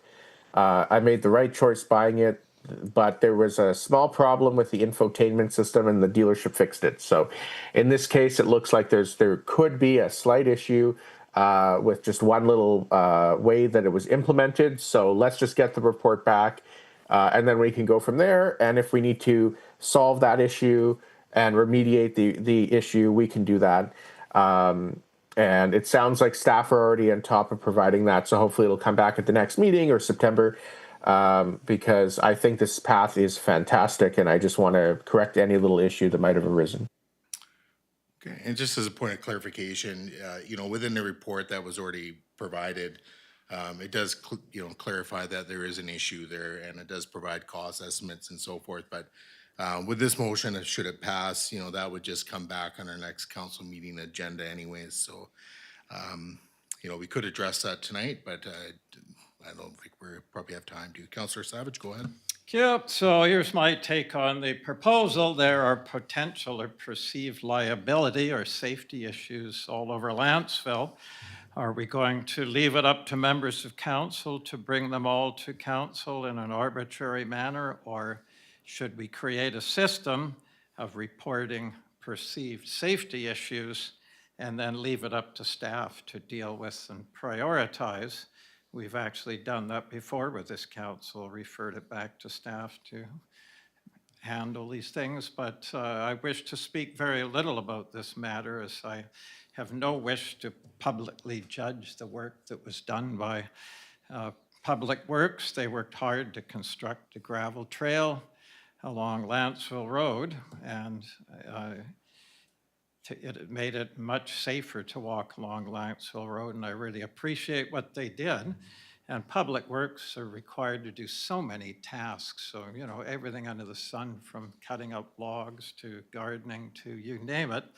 And I really didn't expect them to be expert trail builders, so if there's some perceived inadequacies, I would prefer in the future to quietly reporting them to staff for them to decide what the priority is.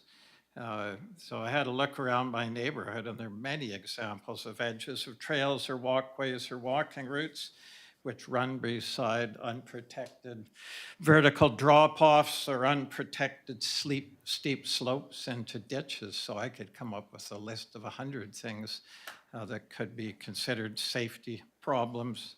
In Lantzville, and last December in the dark, I walked out of Copley Park parking lot and stepped off an unprotected culvert face down in the ditch. It was a soft landing, but so there are many such vertical drop-offs on, you know, public road right-of-ways. So I think from this point on, all perceived safety issues should be forwarded to staff.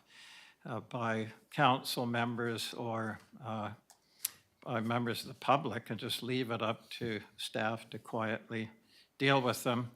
So for this matter, I move to refer this back to staff because it's important to work out solutions to the satisfaction of the two property owners, and they might be a little different than what's proposed in the first go-around. And also determine approximately where are the property lines and bring back hopefully an economic solution for council approval. But that's the key to me, to the satisfaction of the two property owners. So that's a motion to refer to staff.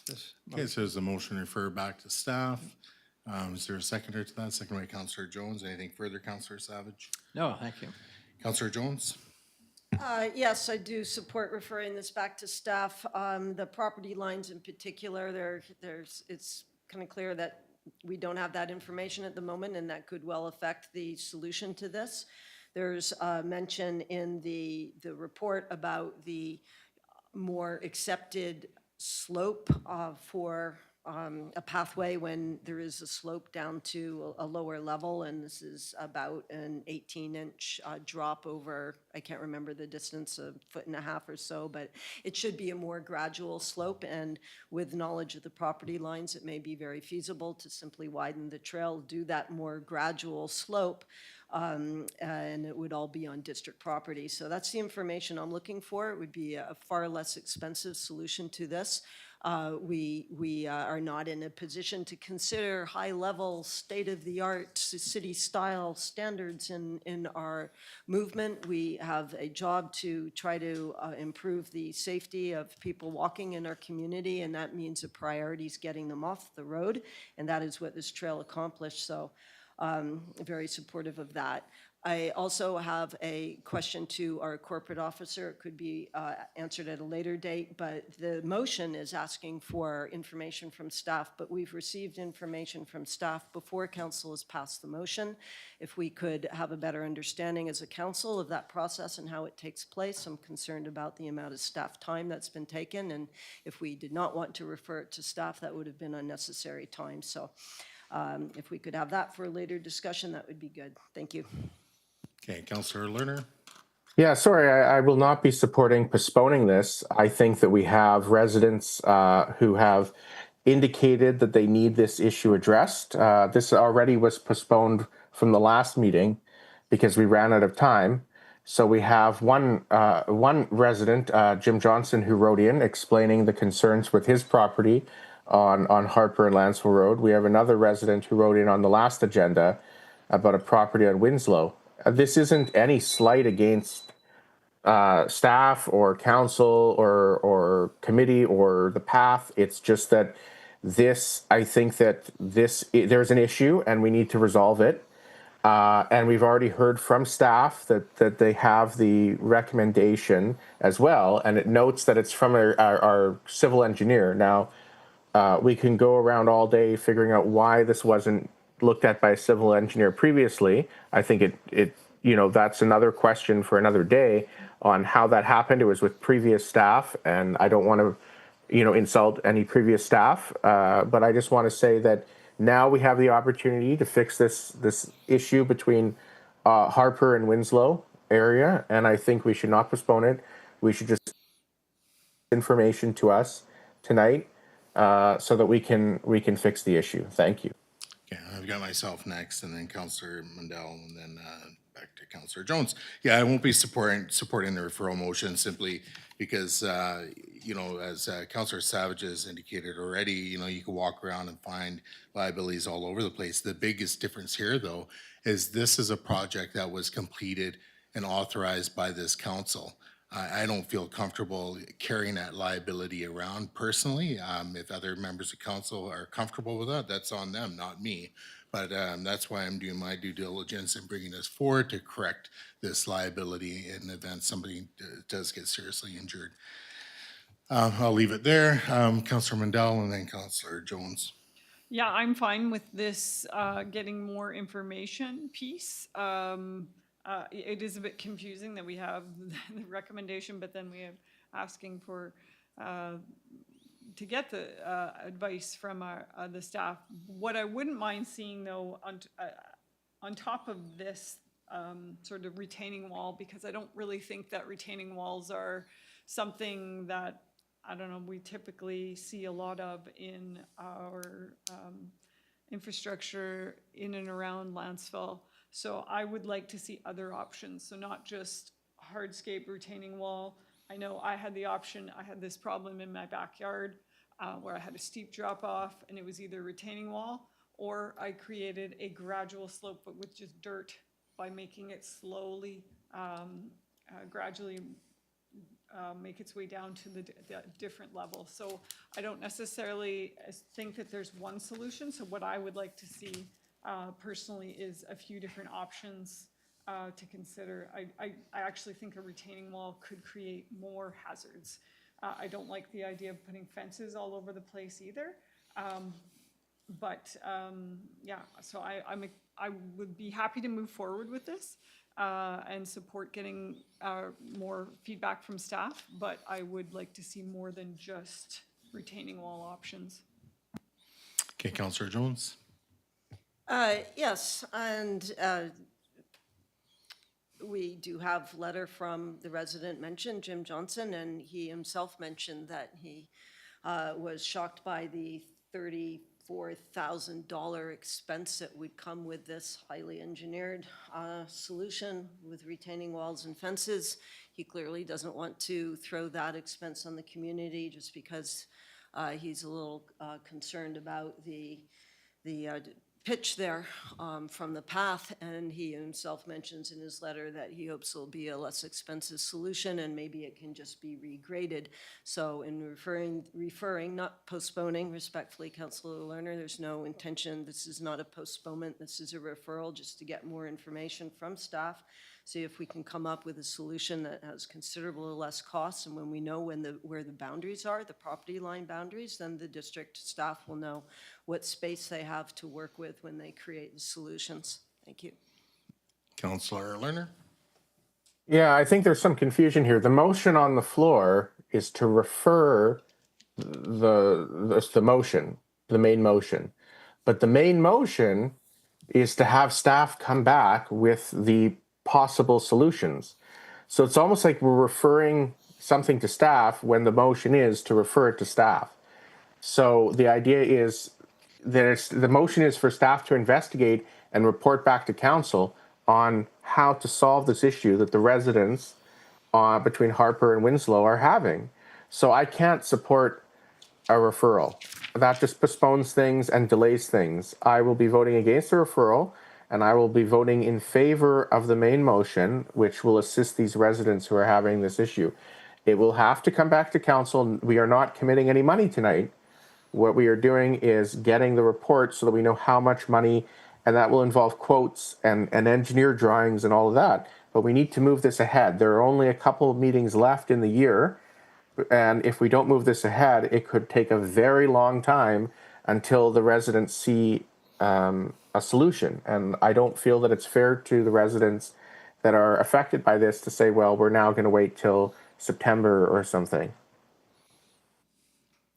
Yeah, so through the council, my recommendation is to vote down the referral and support the actual main motion, because that achieves, I think, what all the council is asking for, and that's to come back with the solutions, and it won't cause any further delay. So I'm going to call the question on the referral.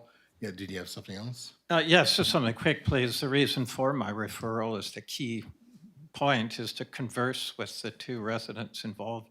That's the missing ingredient, and then to try to come back with a more economic, solution. But that's the key, is they might come up with a solution that's better for these two residents. Thank you. Okay, so I'm going to call the question on the referral motion. All those in favor and opposed? Mayor Swain's opposed. Councillor Lerner's opposed. Councillor, you're opposed? Or okay, Councillor Dell's opposed. The referral fails. Back to the main motion. Unless there's anything new, I'm going to call the question. All those in favor and opposed? Okay, that's carried unanimously. And then we've got one last one there. that the raised island pedestrian crossing remediation work at 7232 Lantzville Road and Tweed Hope Road. So that council investigate and report back to council regarding if any remediation work is required to meet the standard engineering requirements for an intersection resulting from the installation of the raised island at 7232 Lantzville Road and Tweed Hope Road. And further, that if remediation work is required, then staff will also provide a briefing report regarding the scope and estimated cost of the required remediation work. Is there a seconder to that? Seconded by Councillor Lerner, and then discussion. I got nothing to say. It's in the same realm as the last one. This is, I'll keep it super brief. This is a council authorized project, and there was no engineering, and there's a problem at an intersection. I'm not an engineer. I'm not going to say what the scope of that problem is, but there's a problem, and it needs to be fixed. So I'll leave it there. I don't want that liability. Councillor Lerner as the seconder, if you wish. Yeah, I'll support this, but I'll be honest, I'm quite confused by the whole process. This was something that came to us with drawings from staff. I know those staff are not here anymore, but they came to us with drawings from staff. We discussed whether those things were exactly what they should be. And what we were told was, council's not engineers. This is the official drawing. You should approve what's on the drawing.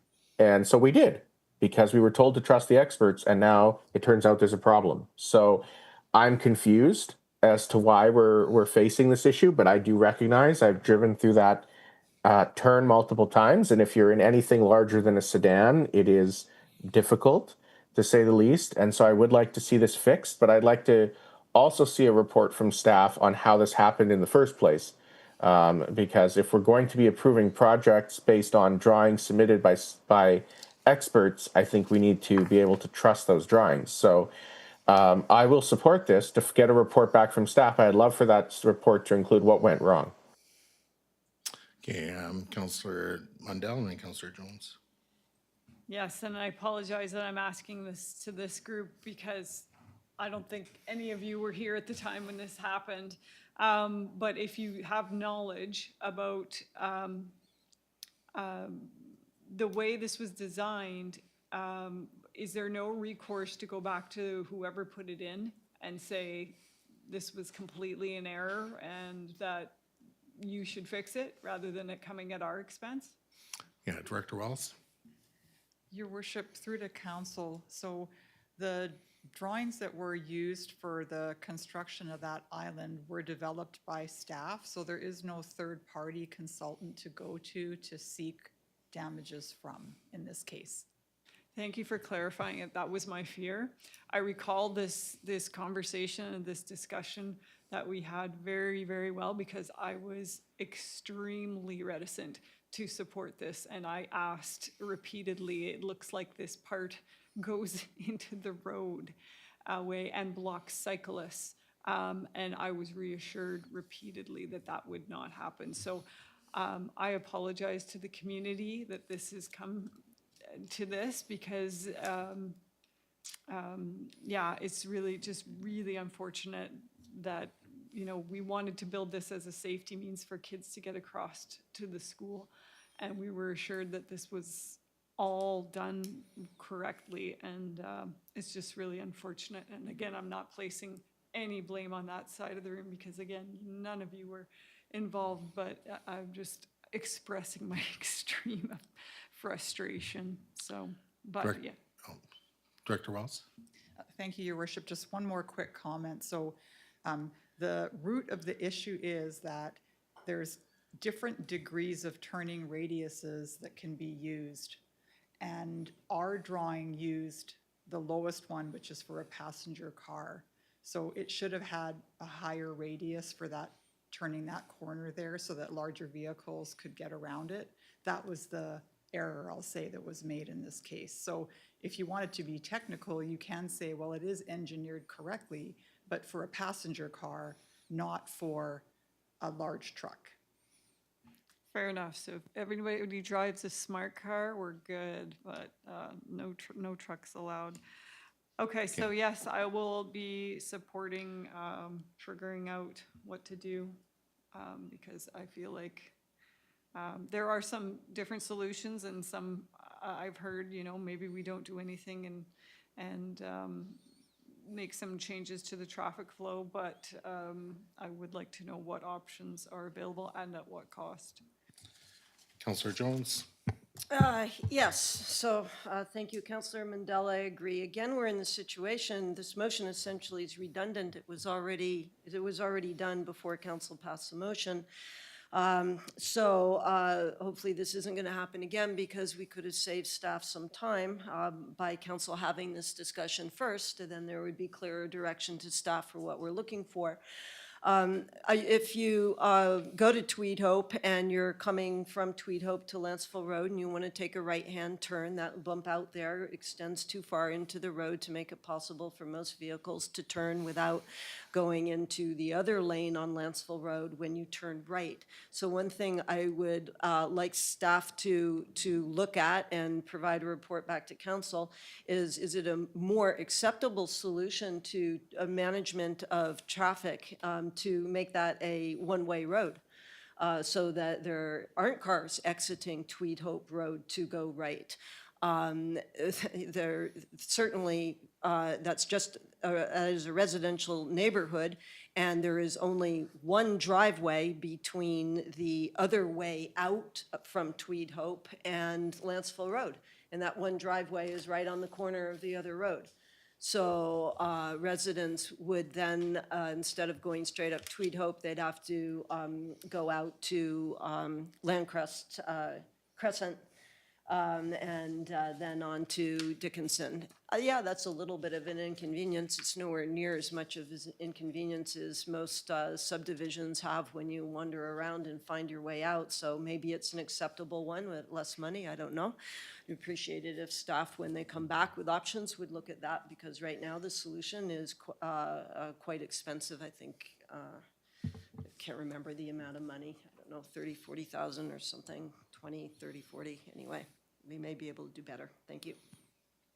Yeah, so through to council, and this goes back to the previous motion, all we approved was the concept plans. We didn't approve engineering drawings. So, you know, we approved the concept, we gave the task to staff to go off and to complete the work. And again, this isn't about assigning blame, but it's just being very clear on the facts that all we approved was the concept drawings. And then we approved a budget, go do the work. It's that simple. So in terms of solutions, I'm not worried about the how. I'm going to leave that with staff to figure out. I don't think we have the actual recommendations for the island in our agenda stuff this evening, or agenda package, or the extra materials. But my understanding, even for the previous motion, is that was kind of the bare bones option.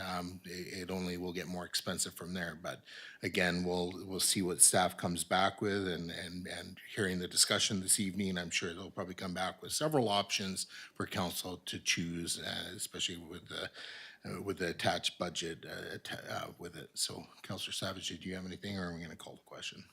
Yeah. All right, so I'm going to move to call in question. All those in favor and opposed, that's carried unanimously. Yeah, we are pressing on time-wise. We're at 8:18. Through to council.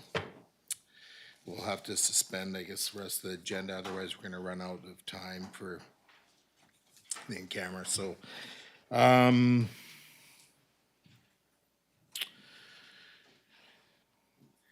yeah, so what I'm going to do is we'll suspend the agenda up to item 14, which is public clarification. I think everybody's leaving anyways, but okay.